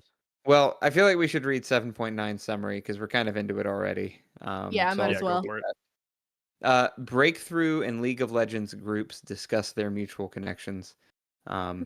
Exchange info on the Fallen. They find a wounded Kingdom Come thrall in a cabin, and then there are conspiracies afoot about what it means. But yeah, so this is the scene you were talking about, Alan, where Victoria's like, "Oh, when they're discussing mutual connection, they're talking about me." And then it's actually like, actually, no, Tristan has history with this person. He used to be on a hero team. And it's like, oh, Yep. not me and Marquis. Marquis brings it up later, though. And he's like, Yeah. I do know her. Like, we're kind of related. And Victoria's like, we're not related. He's like, Oh, "Ah." We're I not was gonna say, fucking first off, related. I don't actually think it has to do with Tristan and Is it not the, Tristan? I'm trying to remember who It's it two was. it's Tristan. two things. It's Tristan and the ferryman, the three guys that leave. Yes. Yeah, so yeah, so Right, Tristan and the right. ferryman, and then someone else, because it's all of them. They're all fucking connected. So Yeah. Tristan and the ferryman, the merry men. The Merry And the Men. merry Tristan man. and the Merry Men. Tristan and the ferryman Oh, for ferry sure. man. Victoria and Marquis, and what was the other one? Because there's at least one other or two other Sveta is connections for connected to sure. somebody, I think, right? I can't remember. Sveta? No. Maybe Sveta? No, not Sveta. I don't remember. It doesn't Oh, matter, it's fine. somebody knows Look Out. Somebody knows Look Out. That's what it is. I'm pretty sure, right? I From thought somebody from recognized her it. work with the wards, maybe? From her work with the I can't wards, yeah. remember. Like a former. I Something thought like maybe I that. can't remember now. I'm the just big getting one is Tristan and the ferryman. Yeah. Yes. Yeah. Also, as Beefaroni pointed out, Marquis literally starts off this chapter with being like, name pronunciations. And I think that was Wildbow's way of saying he fucked up when he tried to, make that, marks in the first one. And he corrected himself because he's learned better in Ward. Oh my gosh. Maybe so. Maybe. Does he really say that? Yeah. Like Granted, literally the opening to, what is it, 7.9? Like, I love people who can reinvent themselves. Because the guy's like yeah. Karn, but not Carney. Yeah. Name Yeah. pronunciations. I admire those that can reinvent themselves. He met my eyes again. Reinvent, which is clearly Wildbow reinventing how Marquis is pronounced a Marquis, the correct way. It's It's a called brilliant Marky move on his part. Marky Mark. Mark. Marky Mark and the Funky Did Bunch. Wildbow officially say that it's supposed to be Marquis? Yes, because it's a fucking Canadian ass French pronunciation. No. Which, it's the Canadian ass pronunciation of a French word that should be Marquis, but they pronounce it Marquis because, degens from upcountry. Right. Okay. All right. Google Translator. Okay. It's good enough for me. Marquish. Okay. It's pretty good. Marquish. I do like We'll Marquish. refer to him as Marquish from now on. Perfect. Everyone will be upset. I need to make a quiche again. I made a I quiche. was just thinking I really want a quiche. Vic apparently Oh my prefers. gosh. Vic prefers Marquish actually to Marquis, we all so prefer we're Marquis. good. Marquish. Perfect. But yeah, no, we Like a were ham talking and about it a Swiss while ago, Marquish. but Lord of Loss is like pretty decent throughout this entire thing. He's very simple. Very yeah. reasonable. I wonder if how much of that though is because Marquish says the thing where he's basically like, because of my connections with Victoria, I would ask that we be civil here, and he's like, all right. Well, that's part of Because it, but like I'm pretty sure they reach out. They reached out beforehand to set up the meeting, and he was like, "I understand this is important. You can come talk to us." Yeah, Love that. Even then, like even if there was a sort of a hostile, even if there had been a hostile tone to their meeting, which there really isn't, like he was still willing and open to communicate with them about somebody the people who blew up the portals. Yeah, because that's like a it big affects deal. everybody. Again, it's not just like a heroes versus villains things. Like we're tapping back into like Yeah, and I was gonna say it goes back to the community center too, where he's like, "Hey, we didn't do this. Like, please let people know we're not bad guys. We were just doing a job." Also, the reason they're doing it and they talk about it is they're essentially letting the pressure valve off of society by like even though it's weird and not directly like, oh yeah, that's a good guy thing. Like the move that they're trying to make is societally beneficial in their mind. Like they're like, yeah, people have a really not feeling great about heroes, and especially ones that were villains trying to reform just is worse. So in order to release this, the valve, we're going to come in, make kind of an example of this one person as a sacrifice, and that way everybody gets there, feels like, oh yeah, we had a good witch burning, and we can kind of like let off for a bit on the cape hate. And so like it's weird, it's not great, but it is like a weird thinking societally, rather than like, I'm holding this territory because this is what's most beneficial for me. I just want to kill and steal, and like, a very individualistic me sense. When he comes across right as like a a prime minister sort of person for Earth N, where he's like, hey, I'm just looking out for my settlement. Try not to ask too many questions. We have hard times. We just want to make sure, Yeah. we're just getting rent, getting supplies, making sure everybody's taken care of.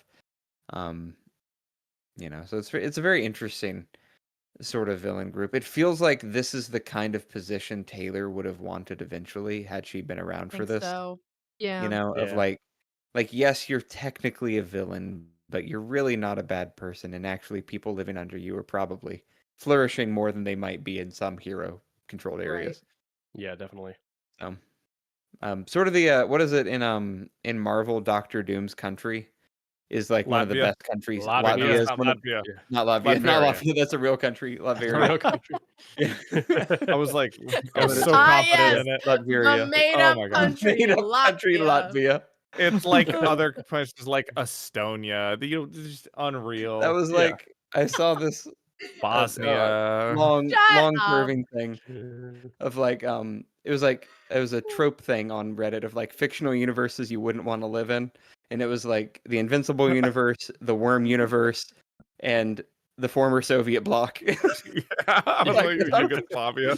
Yo. Former Yugoslavia, just in general. that's Oh funny. wow. Well, But, you guys aren't. no, It's Latveria. Latveria. It's very close names. Yes, Yeah. Latveria. Okay. Sorry, Alan said Latvia and threw me off. It was I Albanian. knew it was Close wrong enough. the moment it left my mouth. But even though Doctor Doom's a villain, Latveria is like a paradise because he takes so much pride in taking care of it. Yeah.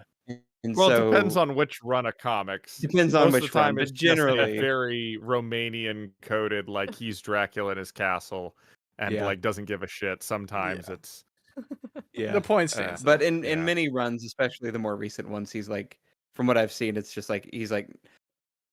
At one point, he was captured and couldn't take care of Latveria, and the Fantastic Four let him go because so many people in Latveria were protesting his arrest. And they're like, "Give him back. We need him." yeah. He takes There are care quite of a us. few runs like that actually, Yeah. because they're like the alternative is a bunch of very incompetent people, and you'd rather just have the one competent person. Yeah. Exactly. It kind of is what it feels like, where he's like, "I take care of my people on Earth." And then we get to little Kingdom Come, dude. Oh yeah. Kingdom He's Come with none weird. of his Kingdom Come. Yeah. Kingdom came all Oof. right. Just that's basically what his power is. It's just- Yeah, I mean, I think we made all the kingdom came everywhere jokes before. yeah. Yeah, I pretty do much. like how he's got to be immediately like, wait, no, this is me. This is me. Like I'm Kingdom Come. Careful. And he's like his body is like dying because he tried to. Did I get it right? He was trying to kill that guy because to leave the body. Is that what he was trying? He was trying to shock himself or blow himself Yeah, up I was or trying to pull something? out the wires that Yeah. were Yeah. essentially like not sutured, but like clamping down all the blood. So he's pulling out the Yeah. wires so that the body would die because they were Mhm. Yeah. using him to, like they said, talk cross dimensionally. Yeah. Yeah, Which was which is crazy. crazy. Yeah. Yeah, and Yeah. he even says like, "If I'd known you were Right. coming, I wouldn't have tried to kill myself." It's like, Yeah, Yeah. right. Yeah. 20 more minutes. God damn it. Oh my god. If only you'd called ahead and they were like, Kingdom Chris, you didn't charge your phone. And, I forgot Kingdom to. I was Chris. busy bleeding out. Oh my gosh. Oh, gosh. Bernard asked, no, Fran, here we go. Asking about Fantastic Four and how New Wave is the closest we have to Fantastic Four in the Worm universe because they're an exposed, true. identity Yep. with Yep. a family unit as the main thing. So Bernard asks, is the heroine in Fantastic Four, I'm assuming the Invisible Woman, as bad as Brandish? And the answer is by far fucking no. No. Absolutely not. No. Nope. Invisible Woman is like the only sane person in Yeah, that she's group. normal. Yeah. So, I thought she was chill. Yeah, she's she's Now, chill. very chill. the only thing I've gathered recently about Invisible Woman is that everybody in the Marvel Heroes game calls her mommy, and that's what I know. Wow. That's You know, 'cause in the I new Marvel imagine Heroes it's like game, they made a lot Mrs. of mommies. Incredible. They I didn't, imagine yeah. it's like Mrs. Incredible, like Elastigirl. She is mommy to everyone. Yeah. That's true. There is a once again the only seen sane a- person in that group as well. I've seen a clip of the cast of the Fantastic Four reacting to Invisible Woman's skins in Marvel Yeah, Rivals. I saw that too. Oh, Actually, no. that was Oh, actually very no. funny. Oh no. Great They were clip. Oh, Yeah. no. That movie like- was really good. I just saw it actually. I enjoyed it. I yeah, need I've to heard go it was good. Oh, nice. at some point. All right. Anything else on 7.9? Just trying to We keep it got a the big. pace. I know we got the Yeah. big chapters to come. Yeah. The big ones are still coming. Yeah. They don't stop coming. All right. All right. All Take right. us away. 7. End of 7.9. The only thing I could think of is that they're talking about war with other dimensions and how Yeah. there's this Oh. which I will say there's this interplanetary conspiracy involving the Fallen. I think I may have been right. That one close. religious planet is definitely involved in all of this. You're closing in Um, on something. Yeah, Yeah, for they- real. real quick, they did say they were like, the attack was really just not even a thing compared to what's really going Yeah, on. like they're just like this is the very beginning. Yeah. Classic. Mhm. Yeah, exactly. All right, 7.10. Do we want to do 7.10 in the first interlude together? Just kind of put it all together because the first interlude is Kenzie's interlude. Yeah, and I was gonna Yes. say, might as well just put it together. We're gonna cross wires Yeah. talking about Yeah, it. we Yeah, really 'cause I are. feel like we're gonna cross The over so much. Kenzie chapters in general. Mhm. Yes. All right. Well, 7.10. Victoria and Kenzie discuss what they've learned with Rain and Ashley. Then they go to Kenzie's house. Vicky gets a tour of Kenzie's work and home, and then the Martins try to poison their daughter. So, in the interlude 7.x, Kenzie shows Victoria holograms of her background, being abused by her parents, being put in a good foster home, unwittingly wrecking her relationship with her foster parents, triggering, and then Victoria promises to get her out. Wildbow hates parents, Yeah. Yes. and I'm okay with it. Except Danny. No. Except- There's a except Danny. specific. There's some very specific like archetypes or some word here that he likes to repeat. Mhm. Chris is very much one of those. Another one is the people bad at being people. Mhm. Mhm. This very much feels like a repeat of who is it?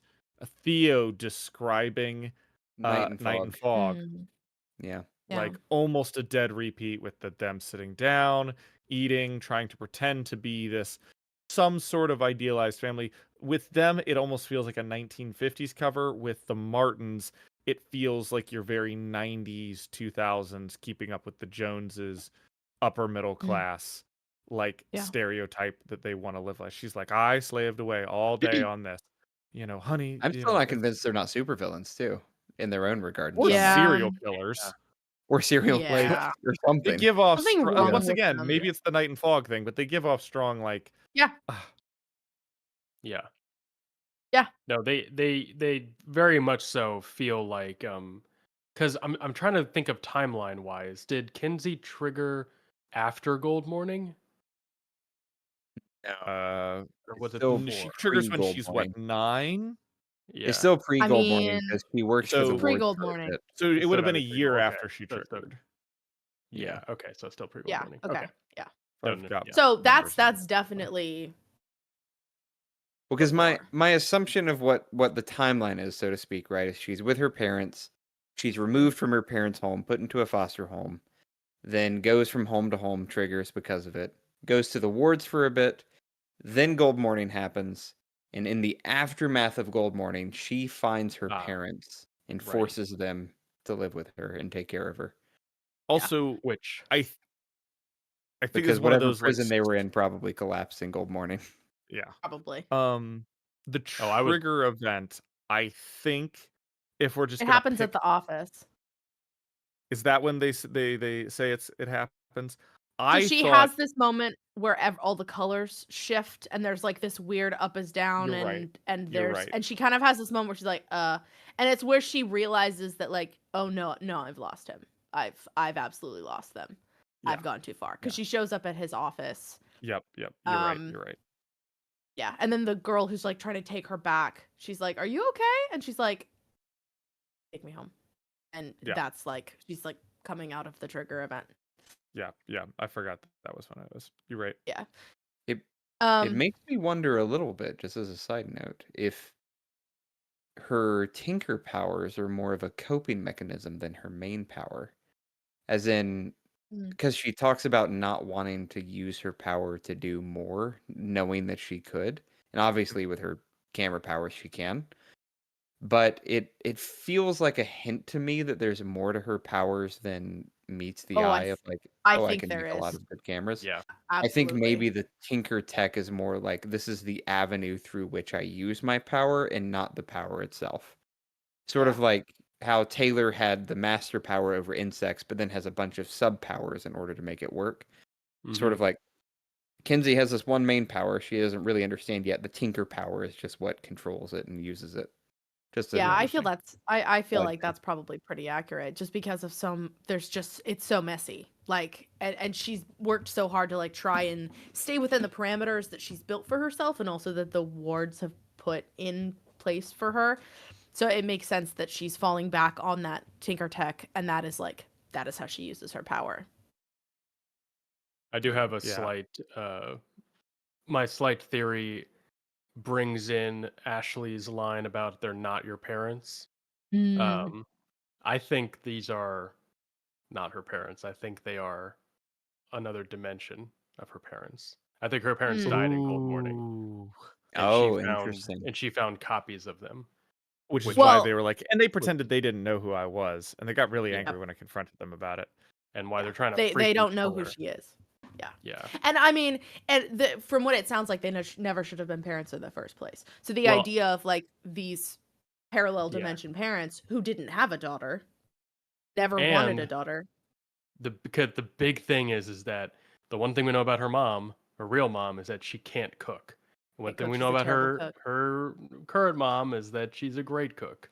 She's a great cook. Well, I think part of it was I was a thinking part of about it that too. feels like it's part of the blackmail thing though. I mean, Is yeah, that very she's well. got to Yeah. get Yeah. better at it. Like the art thing. Like they've had years and she's like, one of Well- my requirements for blackmailing is that you have to actually have to learn how to fucking cook. Like Well, you can't Oh, sorry. I agree with Jacob. I'm just Yeah, no, It's no, a no. stretch.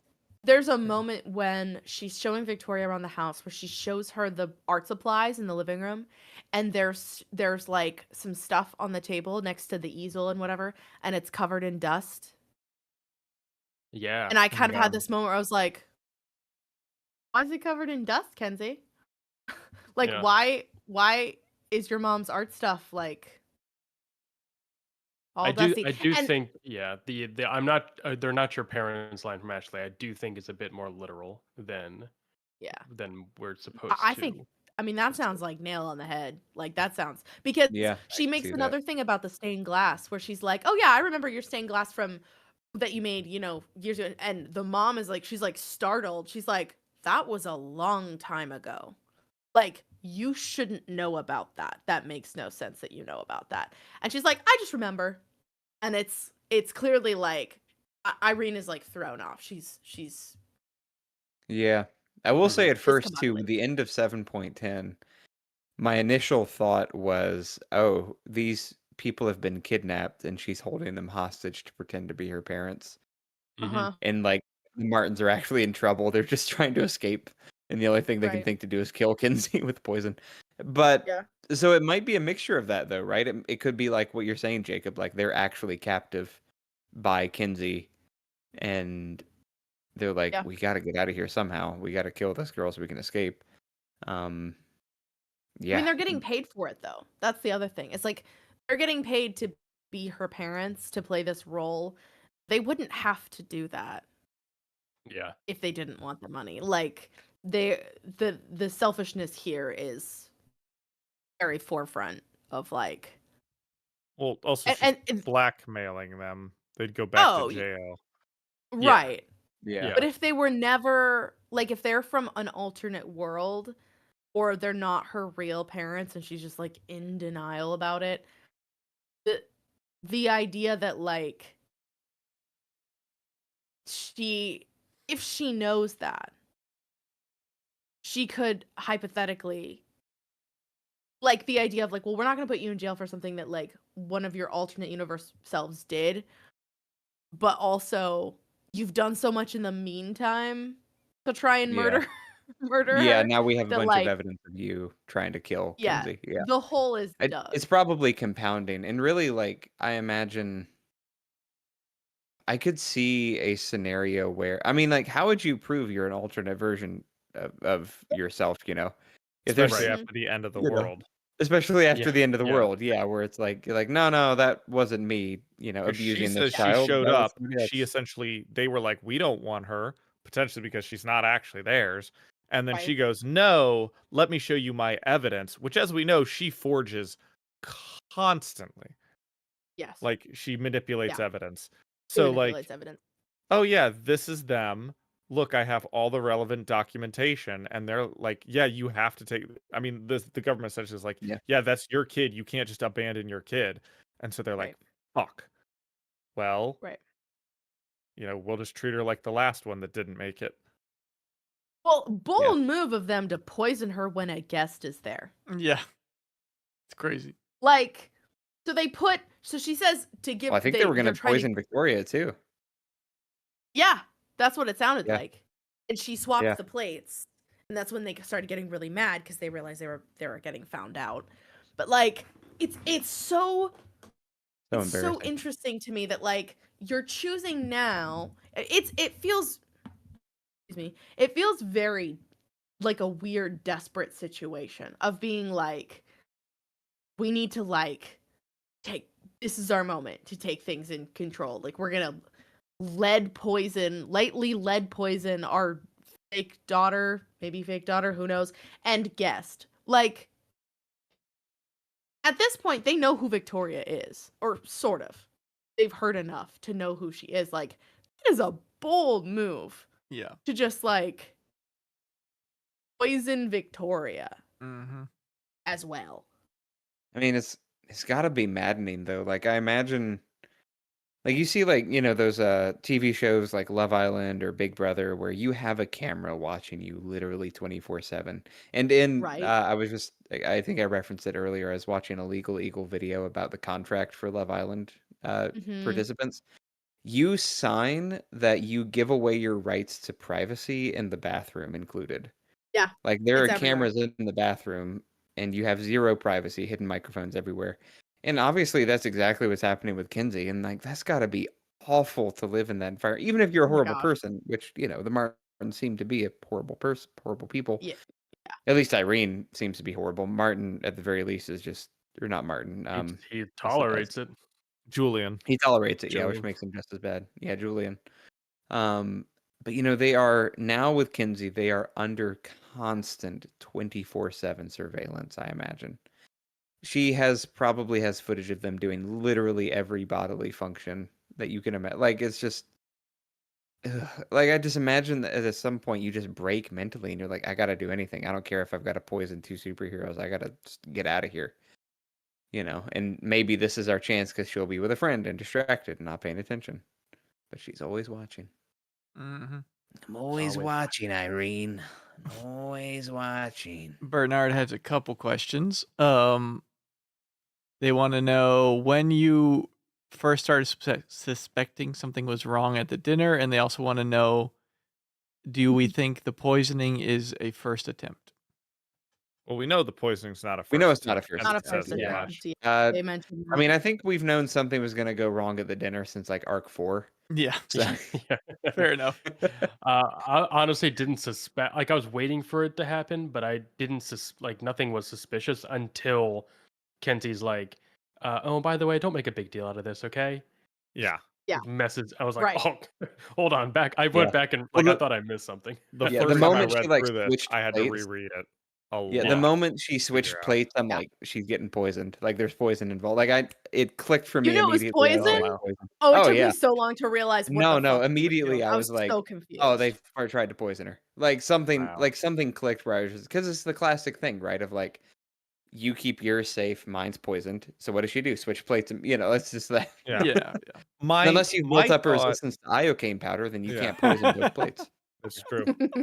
My thought the first time I read Mm. this, so many years ago, was that uh there's some weird hologram robot shit going on, because when I read it, it's her like essentially treating them like they're not people, Hmm. but they don't do anything against her. Like, she just kind of walks around them. They all sit in their chairs like animatronics almost.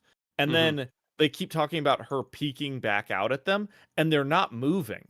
Like, they're Yeah. staying at the Yeah. dinner table in their Yes. seat. So there was They're this just whole like sitting at the table. yeah, like, what is going on? So I remember the first time reading this, having to reread it a couple times, still not figuring out that there was a poison thing, just thinking that Kenzie was having a freak out moment of being embarrassed and kind of like punishing these robot parents because she felt like there was an embarrassment.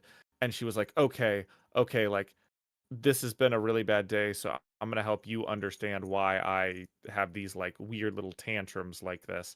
And then you get the whole, oh wait, this is what's going on. Yeah. Yeah. But the It was first that, time and I read it, she I was said just something very like, taken out of "You reality. guys sit here until you finish eating," basically, and I was like, "Okay, there's like There poison." Oh it's yeah. it That. felt like a callback to no, she said you can sit there until you finished eating or until Victoria leaves. And it's Yeah, interesting yeah. because there's a similar kind of statement is said later when she's in, we're getting her diary An flashbacks interlude. Yeah. of her sitting at the table. Like, yeah, you're gonna eat this and we're gonna go get burgers and milkshakes. And you're gonna stay here and you're gonna eat this disgusting food. And you're gonna sit at the table until you finish your plate. Kind of a very adult scolding child for not eating their food kind of thing. Yeah. I think there's a moment. So okay, I will say I'm gonna say this right now. I mean, we all knew dinner moment was gonna come. But like, if I hadn't known, I think I would have still gone into this with like a little bit of like worriedness. I will say I am a little disappointed that we knew the dinner was going to be such a big deal because y'all were talking about it in chat. Uh which is why I've given up on looking at chat anymore. But Chat, shut the fuck up about future stuff. Just yeah, like don't even don't hint at it. don't even mention. Don't even hint Don't even because say. like if you guys are like, "Oh, just wait till you get to dinner." I'm like, "Okay, but now I know dinner is important and it's better if I don't know." Like I don't like to watch trailers for movies. Like let me just go in blind. Yeah. I will say like the dust on the art supplies had me like, cuz we've been worried about Kenzie's parents for a while. Mhm. The at one point she says Irene says "Oh, Victoria, you're from a Cape family, aren't you?" And Kenzie goes, "Sore topic, drop it." She's like, "Okay, dropping it," and then moves on. And that was my moment where I was like, I wonder, because, one of my initial things was I wondered if they were like bots, AI something. And the idea of like drop it being a keyword to be like, don't press. Like some parents will press, like maybe she's programmed them to like be like, oh no, if she wants to tell us, okay, but drop it is like a keyword that's like leave it alone. But she dropped it so fast. It was like, oh, that was weird. And then the switching the plates was when I was like, what is happening? What is going on? So there's like It these was slight great. hints that like things are. You're like, how Something's is off. this dinner gonna go? Because in a more human sense, because the dad has always been like kind of cold and whatnot, Yeah, and we get the it's been sense weird. when he's like talking, he's like, yeah, it'd be crazy with these radical anti-cape groups. Like, I can't join one because what if it came out that I had a cape daughter? Like, that'd be crazy. It's like, wait a minute, so if you didn't have a cape daughter, you would be part of one right now? That's what it Like, sounds like. Yeah. the only Yeah. thing that's preventing you is the embarrassment of having one. Like Yeah. if nobody And would have it's found out, you would have joined them today. Like, right. And it's Yeah. not being a traitor to your Cape daughter. It's the embarrassment to you of being found out that you had a Cape daughter. Like it's exactly. so self-centered. It's not Which being like, oh, because I have a Cape kid, because she is a Cape and I love her and she's my daughter, but because I have a Cape kid and that could be embarrassing. Like, You're like, oh, Yeah. so we have a Cape daughter living with 2 anti-Cape bears, which like immediately after you're like, well, of course he's anti-Cape. He's the bad guy. Yeah. Yep. Yeah, I mean, and in the midst of all of that, we get to see Sweet Kenzie's room and just all the things she's collected, all the posters and pictures and stuff. yeah. Her e-reader Um, cards. Her For her e-reader Game Yes. Boy Advance. exactly. That's really fun. For her Mind Game Boy. And then and also she has a diary, like she can create visualizations of what she fears will happen or could happen or wants to happen, which is Yeah. really cool. Hopes and dreams. Yeah, hopes and dreams and stuff. It's just so interesting. And again, 7.x again is just the perfect example of the ability to biologically reproduce doesn't make you a parent, right? Like with Yes. Kenzie's Absolutely. parents versus her foster parents, like you can see. Although I gotta say, that was what a line to drop in there of like we can't have kids of our own, and one of the guys is like, well, it's not like you haven't been trying. I'm like, damn. Oh my gosh. Okay, damn. If I could impregnate that you. is a statement. That is a statement said I've when heard they it think before. they're alone in the backyard Yes, on the no, I know. swing. I know. But still, I've heard it. It was What great. is it? I've heard that before in something else of like, Lord knows we've tried. Of yeah. oh, I yeah. remember it was there. It's unrelated. I'm sorry. On a tangent. It's getting late, and my brain goes on more tangents. But in a Magic the Gathering side story, 2 characters who are of different species talk about how they're like, well, we know we can't have our own kids. It's like, we've definitely tried. And I'm like, whoa, damn, I did not Get it. did not Let's need to go. know that lore bit that character does not use protection. All right. Oh my gosh. Wow. But yeah. Even so, though, there's to bring it all back, just that.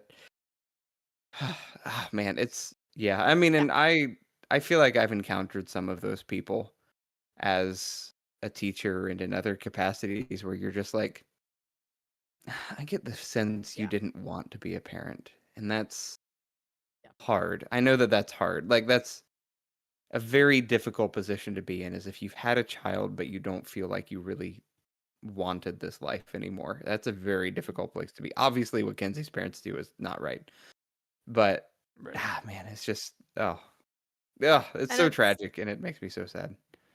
It's just like, not to say, oh gosh, okay, not at all to say that like you would deserve it if you were a bad kid. That's not what I'm saying at all. What I'm saying though is that like Kenzie is on the side where she is not only is she a phenomenal student who's incredibly smart, she's very aware of the rules that her parents have put in place and about, keeping things clean and tidy, and the way that like just the comment about how her mom and dad had renovated the bathroom and made it so that the sink was too tall. So she had come up with a solution where she took the crate off the shelf that held the towels and flipped it over so she could stand on, so she could wash her hands in the sink, because they hadn't thought about the fact that you have this short little girl who's your daughter who can't reach the sink in her bathroom. Like that you cared more about the architecture of like renovating your bathroom this way. And so she does all the right things.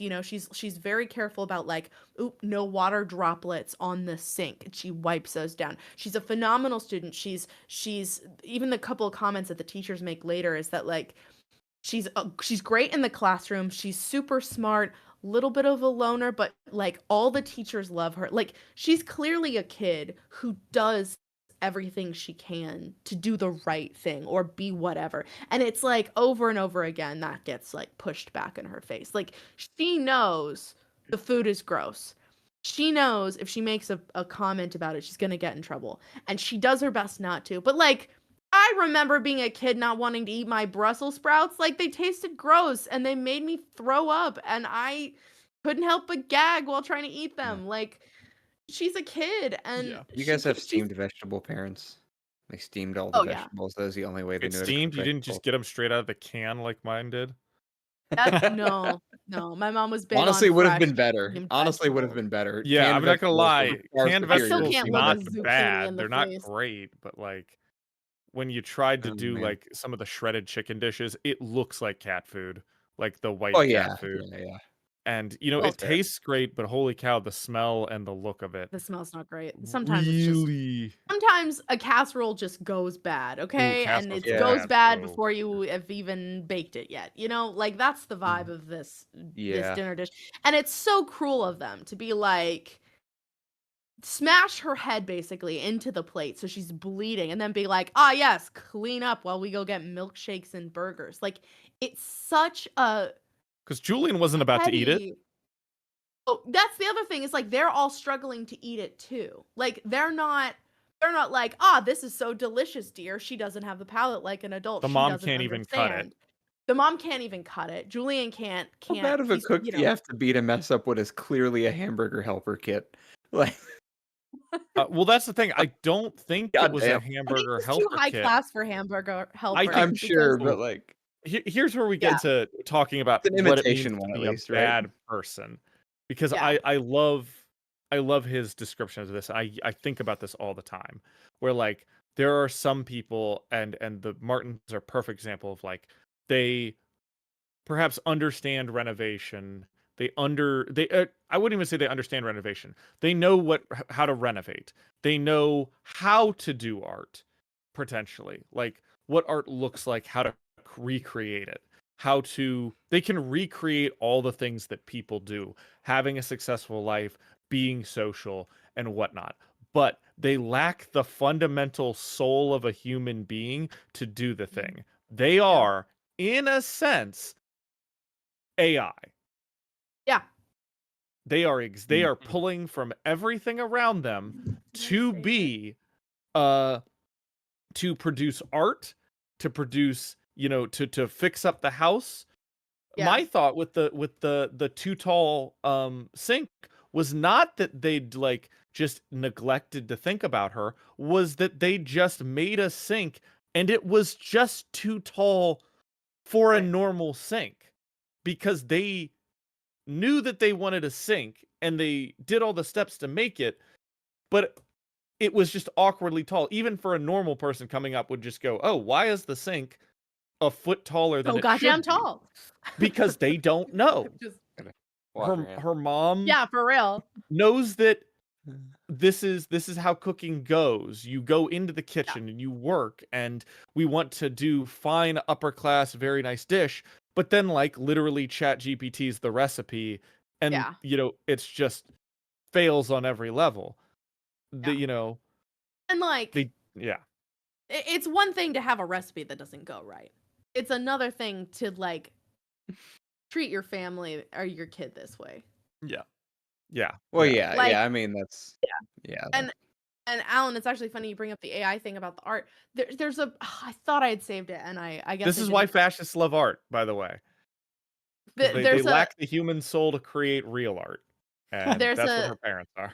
there's a line where it says that like, "Oh yeah, I don't really create for myself. I tend to kind of like take what other people have done." And all I could think of was like, that's literally AI. Like AI doesn't ever create anything new. It literally steals in pieces pre-existing stuff together based off of an algorithm. Like you're not creating anything new at this point. And I, again, because of all of our theories and stuff, I still was like, I am still not no, I'm pretty convinced at this point. But like, I'm still not 100% convinced that they're not just fucking robots.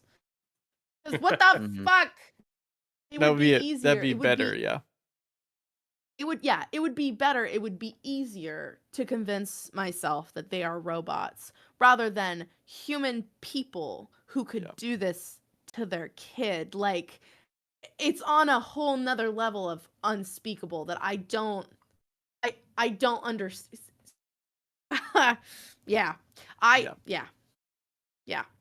Yeah, I mean, we get some. Yeah, Kinsey's definitely got the handle on the tragic backstory here. Sure. From wearing a hologram constantly to hide her scar. Yeah. So y'all weren't too wrong about that. Yeah. Yeah. Well, it was in her face. Yeah. Little I mean, close than what I thought it was. Yep. And to her being raised so poorly that she has to Google how do you show someone you love them, and clearly came across like a Cosmo article as the first. Right. thing. The wrong kind of And Which, to be the fair, wrong is kind of love. probably the erotic love. exact same way that her parents dated. Like, Right. how do we date? I wouldn't Go be out on a surprised if date. like you see a lot of these people who have podcasts now, like because everybody can have one, like us. Hey. Who no, but we have a good one. But you see these people, right, who clearly shouldn't have a microphone, and like I've been seeing clips of this guy who's it's very clear to him that being married and having a kid is like part of a mental checklist he's created for what it means to have a good life and not Yeah. something he actually wants. He doesn't want a partner, he wants a wife to serve him. He doesn't want, kids to love and appreciate and raise to be good empathetic humans. He wants children to have progeny in the world like that. It's very clearly like there's a checklist there. And that's almost kind of what I feel like with her parents is like, honestly, Irene led, I would assume, like maybe she's like, I'm going to be this great artist. I'm going to be this great interior decorator. I'm going to have a great career. I'm going to find a good husband who's also in a good career adjacent to mine. We're going to have a perfect child. Her child's not perfect because her child's human. And she gets angry. As close to perfect as could be. Kenzie is. Yeah. Anyways. Here's the thing. I will say, this is my teacher moment for this one, maybe. I will say it is often those quiet A+ students who are a bit lonely that are the ones that often worried me a lot because I'm like, if there's an A+ student who is clearly very motivated, had goals in life and intentions, right? And I'm like, okay, you're wanting to go places. I get why you're doing well in school. If you have an A+ student who never explains why they want to be an A+ student, but you can tell that there's something motivating them to always get A's and they're upset if they don't get them, there's something's going on there. It may not be like, I'm not saying that implies abuse at home at all. I'm just saying like there may be this internal sense of I have to get A pluses to be valuable in some way. And it feels like for Kinsey, that's kind of what it was. Yeah, for sure. Yeah. Yeah. I love that we're talking about the mental checklist. I had a thing recently I was talking about people meet boring people and boring people who have like no real personality, in my opinion. They like, get up, go to work, come home, and then they like watch TV and go to bed. And you ask them like, oh, what do you watch? Just like it's just the stereotype life. It's like, well, what do they take picture of? What is on their like dating profile, for instance? And it's like you see skydiving and camels. That's an instant. They went, what do people do for I have vacation time built up. What do people do with vacation time? And it's like, oh, go to Egypt and ride the camels. Oh, not that there's anything wrong with skydive. wanting to ride camels or Once go again, skydiving. not that there's anything wrong with this, but it's literally they looked up like, oh, what do you do that's interesting? What do people do with their vacation time? They go to same thing Alan said basically. Yeah, they go to the Great Wall of China. It's not any in particular desire to do that thing. It's just, what do you do? And they literally, in this case, that is Kenzie's family. Yeah. I will say I appreciate Victoria at the end of this arc, 7X basically saying, doing the right thing when you encounter somebody who's in an abusive scenario. You don't leave them until they leave the abusive scenario. Right. Yeah. You're like, no, we're leaving. And she's like, I don't know. And no, we're leaving. No. Yeah. We'll We figure will out the not be details later, remaining but we here. are leaving right now. Yeah. We got to point out the contrast between how she deals with Chris and how she deals with Kenzie. Now, part of that is Chris being obviously incredibly coming out reluctant. swinging. Yeah, but night and day difference in terms of how like I when I was reading the way that Victoria responds to Kenzie, I was like, that's correct. that's right. That's very mature, very aware. Was like, this is good. This is good positive character growth. And a good moment for Kenzie. She's in a healthy Absolutely. space. Yeah. And I was not the case with Chris. Yeah, especially at the start of this, I would say that Kenzie is not in a good space because Mhm. it starts off with quickly identifying Victoria as a threat, Yep. Mhm. and I'm like, Jesus fuck, Kenzie, Yep. like And the what is fact it? that we've got to contain, we've got to shut this down, we can't let Victoria Yeah. leave this house with these Well, ideas. Like, what Yeah. are you gonna yes. do? Flash her and then mind wipe her? Because that sounds exactly like something Kenzie would do. Yeah. Well, Yeah. like Kenzie's a talker. I believe she could probably talk herself out of a lot of things and has, and is like convinced in this moment of like Victoria's a threat. And again, she even specifies she's like not a threat like a villain threat, not like a threat like a bad threat, but like you are a threat to the things that I have built and the normalcy that I have created for myself, even if it is a fake kind of normalcy that doesn't actually exist. Like that's just we're all in fairyland here. But like it's very clear that she's like, and I am going to put this all into a perspective that will make it clear that I'm justified in the things that I've done. That you understand that I'm not crazy. I'm justified. And even at the end, I got a little bit of chills and felt very much of like the unreliable narrator. So over and over and over again, we hear the whole thing, Kenzie talking about the smiling thing. Is that like, well, I smile when I'm unhappy, or like I smile when I'm upset. And she's like, well, what do you do when you're happy? And she's like, I don't do anything, you know? And at the end, she calls Ashley and she smiles. And I don't know if I believe her. I don't know. Like, Absolutely. That's her being very upset. Like she calls Ashley, and then it says like the entire time she's talking, she's shaking and she's got the stupid smile stuck on her face for a long Right. while before it goes away. Calling Ashley, Right. she is smiling state bad, and it doesn't Yeah. go away until Ashley's talked her down.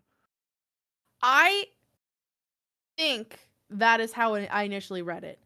But I don't trust that. I immediately, especially coming out of the gate, being like, I must do everything in my power to convince Victoria to be on my side about this. Hence, showing her everything. But there is like a sliver of how much of that is true.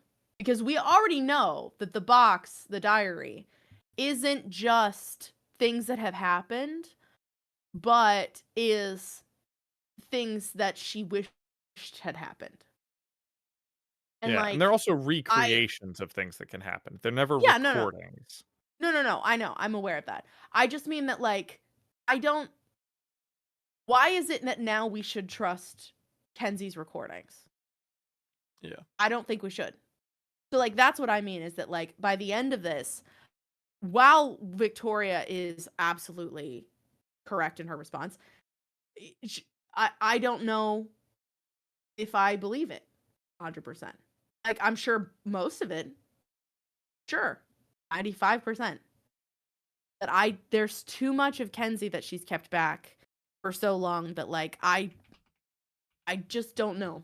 And I'm not so quick to believe that this is, because it feels like, yes, now we have the full story.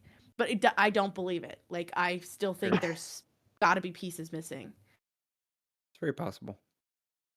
I don't know. But, Very like, possible. we also felt the same. Like, I wonder if having the interlude is, like, the moment of confirmation of, like, yes, we thought we knew, and now we do. Of, like, we saw that with Ashley. Like, now that we have Ashley's interludes, we know her story. Same with Rain. We know Rain's Same story. with Rain. Yeah. Yeah. So And it could be we're the getting the same confirmation, like, thing. this is what really happened. Yeah. Yeah, maybe so. But like as the reader, I don't know. I don't know yet. Well, we've Good got one thoughts. last interlude to go. Yeah. Also, just one more thing Any final before this. thoughts about 7X? Yeah. Yeah. I love seeing Victoria from another perspective. She Mhm. is so cool from Kenzie's perspective for like obviously Yeah. biased reasons, but it's nice. We've seen her, I think, in the Ashley one, and I mean, it's one of those where from her own perspective, you don't get you almost feel like you can't be like living up to who you are, kind of in my vibe. Like I don't know how to say it, but both from Ashley's and from here, it does seem like Victoria is kind of the cool, calm, collected, like got it together person for the most part from their perspectives. And to be fair, Victoria knocks it out of the park with this interaction with Kenzie, so it really keeps it up there. And of course, no wonder Ashley has a soft spot for an child in an abusive home. Like, Mhm. Yeah, for real. no wonder Ashley is ride or die for Kenzie. Yeah. Like, she's like, yeah, Kenzie's in the situation I was in, but is the optimistic version of that. And so I will Right. she's, making sure that like, hey, I don't want you to go down the same route that I did. There are steps that you can take to avoid that, and part of that is like you need to fucking get away from those people that you call parents, like. Right. So yeah, Ashley of course called it. How bad did it go? Yep. Ashley tried to tell him. Nice. Alrighty. 7-point Last Y, one. final interlude. Gary Neves. I'm gonna say Neves. Nieves? Knaves. Knives. All right. Gary Nieves helps organize the Bet evacuation when an unknown group attacks, but is rebuffed by Dragon and Defiant. Later, Gary has a meeting, and he is told he can win the election with public fear of parahumans and another Earth's patronage. Oh man, this evacuation scene is peak. What you were talking about, Jacob. I want to go back to that about the regular humans have no shot against parahumans Yeah. scene, right? Yeah. Except one parahuman was taken out by a sniper shot. Could have been Coil Sniper. We have Could have been Coil established Sniper. that is the most powerful. Yeah, but he was a being in the good guy. universe. Those guys suck. Yeah. Yeah. I'm just saying, like, Coil Sniper, theoretically It's- the most powerful being in the parahuman universe. Absolutely. Yeah. No, yeah, Um, the chaos of an attempted evacuation while you're getting slaughtered by parahumans is like it's right up there with like being a citizen in the bunkers during Leviathan and stuff like that. It's like, how do you even try? You're just waiting. you're just waiting. It's brutal. Like they're like when he's like run, and he's like some of us ran, some turned to try to fight. I forget how it's worded, but it was just like not even tried, just turned Yeah. around to accept it. Just yeah, because there's a very Oni like assassin who attacks them, yeah. who's don't like just get teleporting around knifing their people. We don't get a name. name for him. We We I did think not they get their name in this, but I Yeah, feel they like get- gases them. yeah. Defiant. he's got the hood on, which honestly, I don't tell me in chat, but it felt like one of the speedrunners. Like I'm pretty sure there's one Did of the have that vibe. speedrunners that has the like burlap sack, hangsman's noose kind of with the bag over the head vibe. Very Scarecrow, but with time. The way I immediately clocked Defiant jumping into the scene though, Yeah. I'm so happy. Yeah. It's Oh like, yeah, yeah. he's got Oh, a man. big old pole and he knows how to use it. it's like Green and gold and a big old pole. Let's go. Yeah. It's Oh, like that's half the beard. shirt right Yeah. there. Green and gold and a big old pole. It's funny. I did I don't know why the battle scenes from a very human perspective just hit me so hard. This I didn't cry until this chapter. This is the chapter I cried in. When Defiant arrived, that's when I started crying. I said thank God out loud because I was like, is it Dragon? Is it Defiant? I think it's so. And I said thank God. And then I kept reading, and then when it was like, oh yes, Defiant and Dragon step out of the car, I was like, oh my God. So glad. Got it. I do yeah. like how they haven't changed a bit in the 2 years since we last seen them, and they're both like the same exact talking points. Yep. You know, exactly the same. The which is same just- hand on the shoulder. Yeah. Colin, calm the fuck down. Yeah, Yes. we're working on it. You know, we're We've not been like working I on love it for it. 2 years. Yeah. You need to give us more time. We're Yeah. doing Like the best. Dragon we can. gets an excuse Yeah. because Dragon's having to recover 2 years of lost memory to Yep. recover, to get back to Yep. this. However, Colin has had Colin's been just he's had plenty of No time. excuses. Vic got a bingo. Let's go. Oh, yay! put it Bingo, in the chat. baby. I was Fine, gonna it's say just been busy throw it in jacking Discord. into his computer. But it was Sorry, it's what's- so good what's to the see him bingo? again. Give us the bingo. As soon as Vic puts it in Discord, I will. I'd Oh, love okay. to see it. I'd love to know. Yeah. Hannah Anyways. cries. Look. Yeah, Listen. you know that's what it was. Either all Hannah the cries direction. while reading or Hannah cries on the podcast. You got both tonight. Well, there you go. She's. You were sneaky Yeah, tonight, we though. checked a couple of the I free was. spaces. I was, I backed was up. wondering if they would get you during the Kenzie thing. I was like, Uh, I was trying to like keep it in, and I was like, okay, I think I'm good. And then I like leaned back, and I was like, oh, they're gonna spill down my face. And I was like, Yep. I tried to be really sneaky with that. I'm sorry I cry at everything, man. I feel a lot of things. That's Okay. great. I have a lot of Um, feelings. while we're It's waiting okay. for that, The rest of us are just suppressing those things, and that's healthy.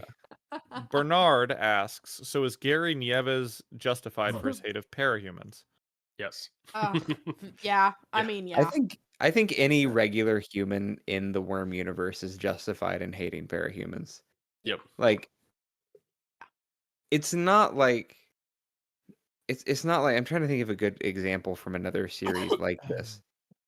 It's not like J. Jonah Jameson who just hates Spider-Man because he's a vigilante, right? Yeah. And Yeah. he was like, "Give me Spider-Man," like Yeah. it's just unreasonable at a certain point. And it's not like Lex Right. Luthor who hates Superman because he's envious of superheroes. It's literally like I wish he was the jock. this Yeah. is a universe in which it's much more like the Boys universe, where it's like if you hate superheroes in that universe, that's totally justified. More than Valid. likely, it's because one of them probably killed somebody for no good Right. reason. Like, Right. And then I didn't would- apologize for it or gave some bullshit PR yeah, fuckery. See, I would argue that while that is, it is leaned slightly that way, this is actually closer to the relationship between the Superman interview with Lois Lane in the new Superman movie. Mm. It's like a 5-minute clip that was put out, basically before the trailers. So this was a scene everybody saw beforehand. But essentially, Lois Lane interviews Superman about an intervention he did, that made a lot of people angry.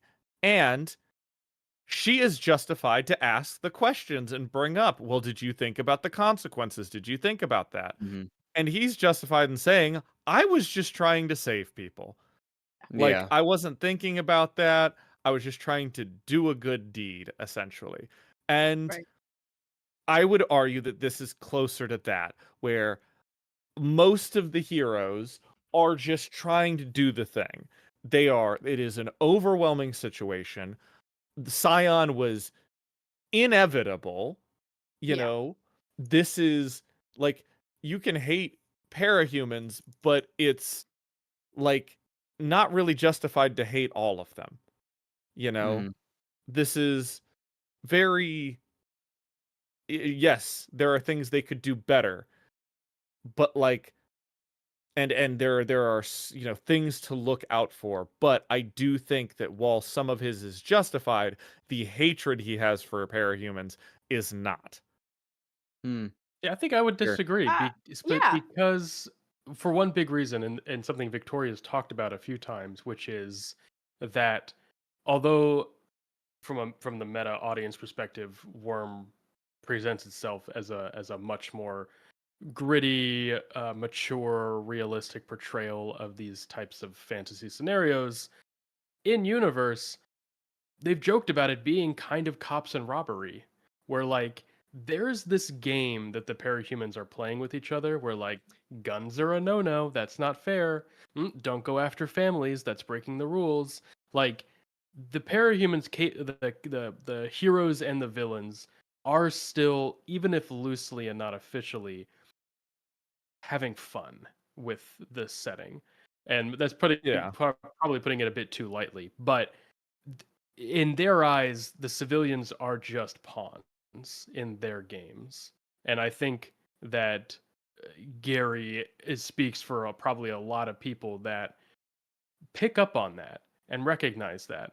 Like, hey, you know, some of these villains probably just need to die because they're mass murdering people, and you are, drats, they escaped the city again. Like, you know, Batman and the Joker.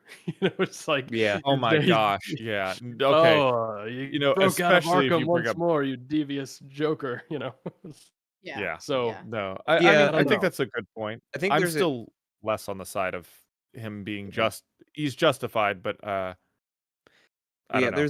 there's a couple things I want to keep in mind as well. One that's more of a meta thing, and then the other thing is just a bit of irony that I think is interesting. One is a meta thing is that we know the entities pick universes where conflict is likely to occur because that's what causes the shards to evolve. Right. And so with their vision of what they wanted the Earth to become, we know that it was literally a side A versus side B, like the end of a Risk game, where it's like Yeah. just the Yeah. the most massive world war. And so Yeah. this is a universe that is primed on conflict and obviously has experienced a lot of trauma with that. The irony though is that we see how desperate regular people are for a sense of power, and this is why I think maybe it's a bit Mm. justified for regular people to have at least, like, kind of like you said, Alan, at least a base level dislike or distrust of any parahuman. Is that the power difference is so great, people are so desperate for that power, they're willing to say, if there's a 10% chance I get a superpower and a 90% chance my brain explodes out of my body, I'm taking the 10% chance. Yeah. Yeah. You know, Like people running towards the yeah, broken running Yes. trigger. towards the cluster Yeah. trigger, right? Or We the see that cluster. where Right. Yeah. people Yeah. are so desperate for any sense of power that, and Yeah. obviously this is a post-apocalyptic world. I'm sure that emphasizes it to a bit, but I think, they talked previously in Worm how people tried to trigger. They had to put out a lot of publications about how you can't make yourself trigger because clearly a bunch of people had tried. Probably for Yeah. similar Yeah. reasons of just that pure desperation for a sense of power in a chaotic universe. Yeah.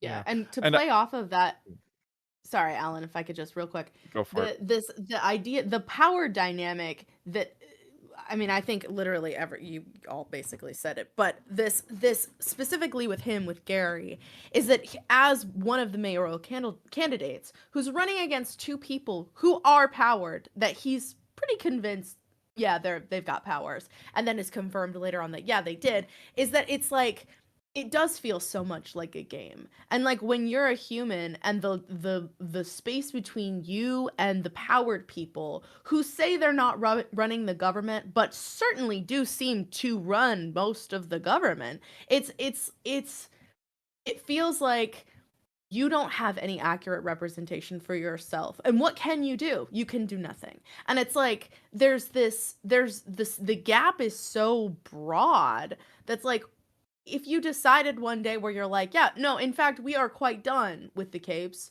please, no, and thank you. Like, what are you going to do about it?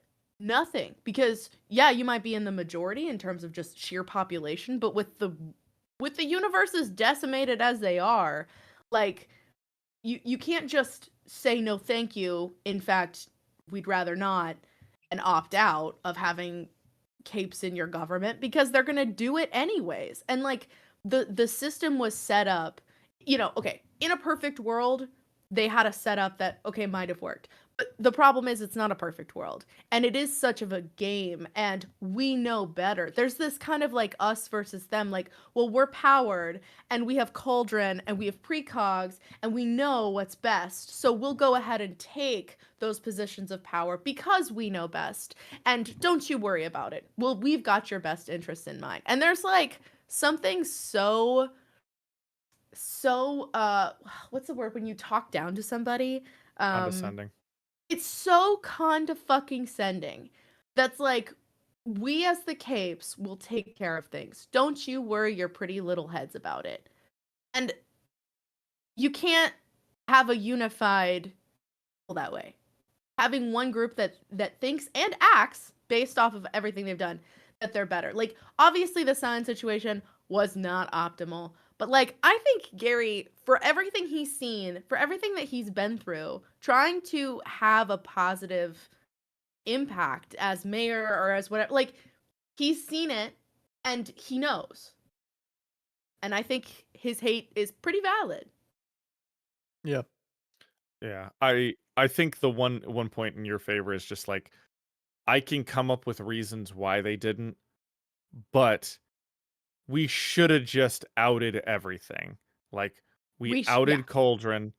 We should have done that more publicly, instead of just because everything happened internally. Cauldron got outed internally to just all the Capes fighting Echidna. Then we killed Alexandria, which we once again just handled internally and didn't say the exact reasons. We were converted internally, and then we made up a bullshit reason, and then ultimately the end of the world happened, and it all stayed internal. Knows why. Nobody knows why. So like, we have parahuman college courses on how these things work. There are non-parahumans who have PhDs, in this potentially. Even parahuman physiology and psychology. These are unpowered people. Why the hell aren't we also sharing the information of, hey, this is what happened at the end of the world?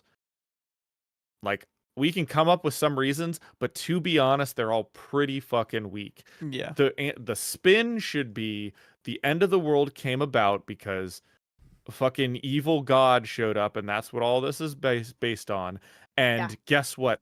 All of the Capes, including the villains, banded together to sacrifice themselves to try and figure out any way to take the evil space alien out. It's an easy spin that, like, oh my gosh, babies. They could have just said, because they haven't, that's why I feel, once again, not a complete justification for everything Gary,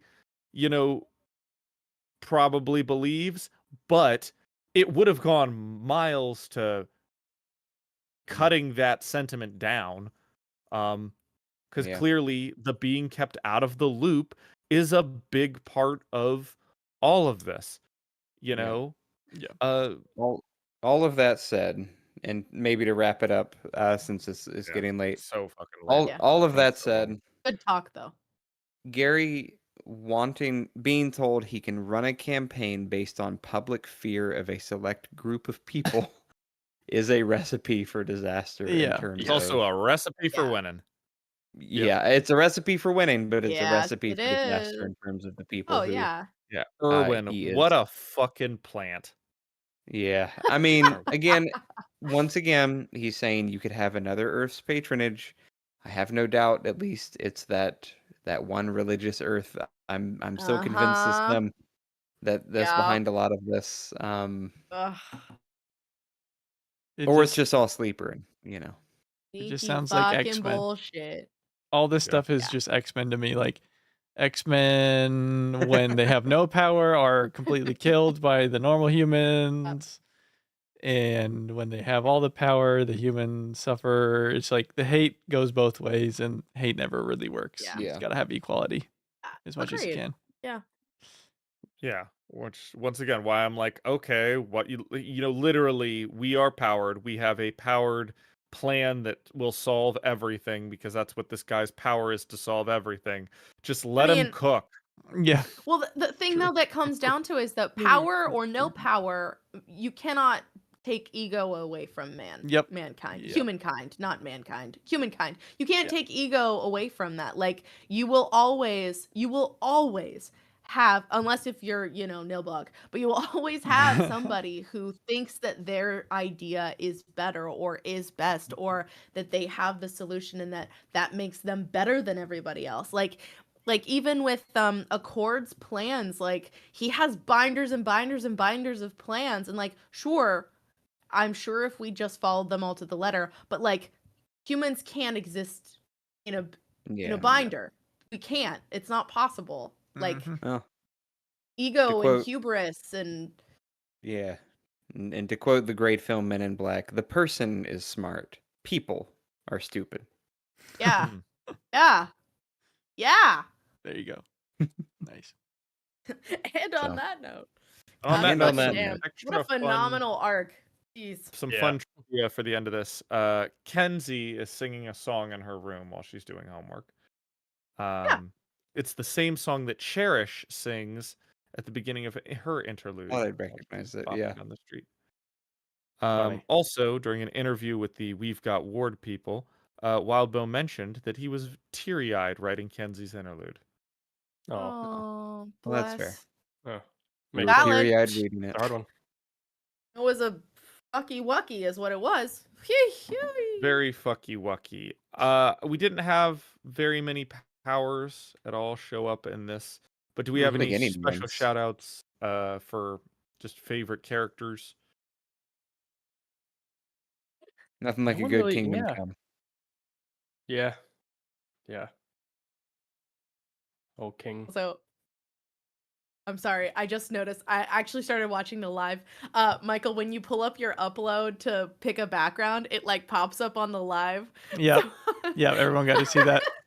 It's So the important. dancing cow is a fun time. The patrons Very- picked it. Also, one of our patrons got themselves a bingo because they wrote down bingo equals Hannah cries.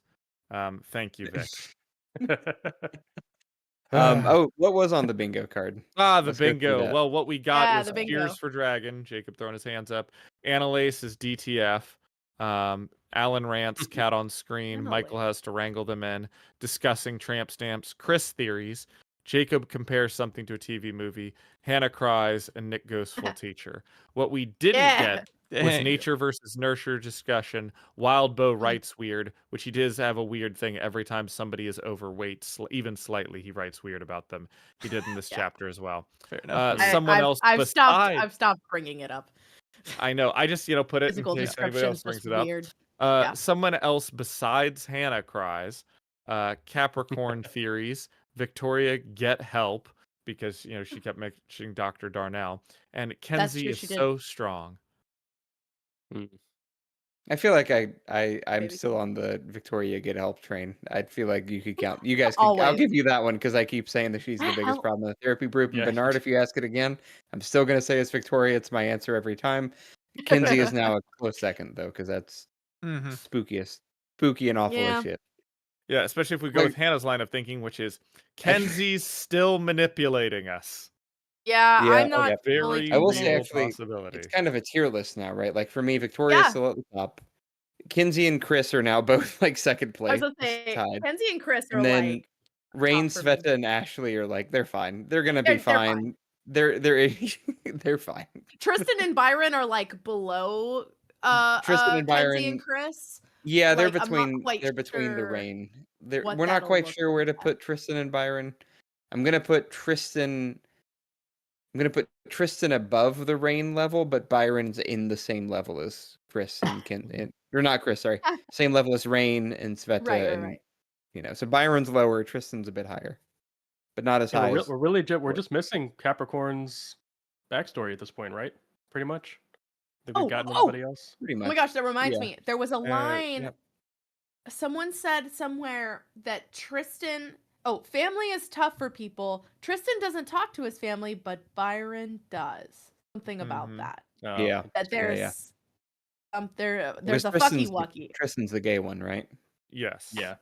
Tristan So- does occasionally yeah. go to church with them, though. Yeah. Yep. So I'm assuming sometimes it's like maybe it's an on-off week where like Tristan goes to church with them one Sunday and Yeah. Byron goes the other Sunday, but they actually like probably after church want to have lunch with Byron, and after church Tristan and his family just kind of dip. Yeah, I could see that. Unfortunate. Interesting. I can't wait. I love getting backgrounds of all of these characters. They're so cool. They're so fun. I mean, they're traumatizing. They're so cool, so fun. Just childhood trauma. But they really are. Like, I think that Wild Bow just consistently just nails the characters so well, and Yep. yeah, that's why we're fucking here, man. Yeah. Absolutely. Well, Wild Bow doing it again. this has been a great night. We've got so much longer than we have with any of the others. But Yeah, you know holy what? This moly. was a big pivotal moment with a lot to discuss, I feel like. There's definitely been some arcs that not a lot has really happened. And this one, Yeah. a lot was revealed. A lot has happened. Well worth the discussion. Thank you all for coming tonight to watch us. And those of you listening, we appreciate you listening here Yeah. as well. Of you. course, you could always talk with us on the Patreon Discord. Please do. It's fun Please over there. do. We share memes. I We hang out. we do, and I would really like to see more backgrounds. What backgrounds besides the dancing cow Michael gets suggested to put on? Yeah.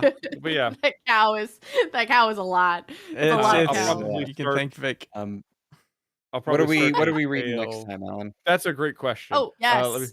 It's a lot. so- The Arc 8 is pretty big. So Arc 8 is going to be probably the last small one we have for a while. Oh, okay. Yeah. After this, they are pretty much over 100,000 until Arc 14. So, Holy shit. I was gonna say, I don't know how y'all are feeling. I feel like I could read a ton, but if we want to break up Arc 8 as well and just keep breaking up the arcs, so we're doing What's the word count for Essentially- Arc 8? 82,000. Yeah. It's 12 chapters. It's 14 two total interludes. chapters. 12 chapters. I feel and like two maybe interludes. for the sake of the podcast, we should split it up. But I will also say, for work-wise, I'm in my busy season. I'm a tired little Noki. No reason to rush. So doing it Yeah. split Yeah, would be true. great. Yeah. I need to Okay. maybe look at the exact thing, but we'll say 81 to let's say 81 to 87 or 8.1 to 8.7 I think will be a good break. Okay. Okay. cool. Yeah. And we'll be back do. in 2 weeks on the 2nd. Everyone go with that? Yeah. Vic Mm, says, yeah. tune in next time for the colon cleanse. Oh my god. Only He's on never going to Patreon. forget that. It's only Patreon. He's never going to forget that. I would love to do a Patreon nature versus nurture video where we just chat about nature that'd be and fun. We'll say- nurture. I think that would be cool. Yeah, I've been great. cooking We can discuss. a, We can plan more off camera, but I'll say Yeah. 2 weeks from now is my daughter's birthday. We're celebrating it earlier that weekend, but that is the day itself, and I Oh feel my. like that might be a conflict of interest for me. Okay. So we'll So see. we may need to we'll discuss. see about that. We may need to discuss. So we've got stay a in couple tune. things We'll, that we got to let you know about. Yeah, so it's probably going to be Oh. second or third then. And my we gosh. won't. We'll also let you know exactly how much we're reading in the future. So Time flies. Yeah. stay Yeah. tuned. But- August is done. Thanks for a good August. Crazy enough. Yeah. September Great August. 2nd. It's crazy. September 2nd, probably 8.1 to 8.7. Ish. That's what we'll be Nice. reading. And just follow the YouTube Uh, because we'll have. I mean, I know today I didn't do a great job of having the video coming soon thing, but if you're subscribed to our YouTube, you'll see exactly when the live will be happening, so you can tune in. Perfect. Okay. Alrighty. Well, You have a with song that for being us, said- Michael? Yes, of course. Michael, play us out. Join the Patreon, please come on and join the Patreon. Why don't you just join the Patreon? Come support us and join the Patreon. Please help us and join the Patreon. Patreon. We have fun, join the Patreon. It's great, yeah, join the Patreon. Why don't you just join the Patreon? Come on, come on. Join the Patreon and see us when the camera's not rolling. Raw, uncensored. Come along now. Green and Kinky, red. kinky. Oh my god. All right, guys, we'll see you soon. Stay tuned.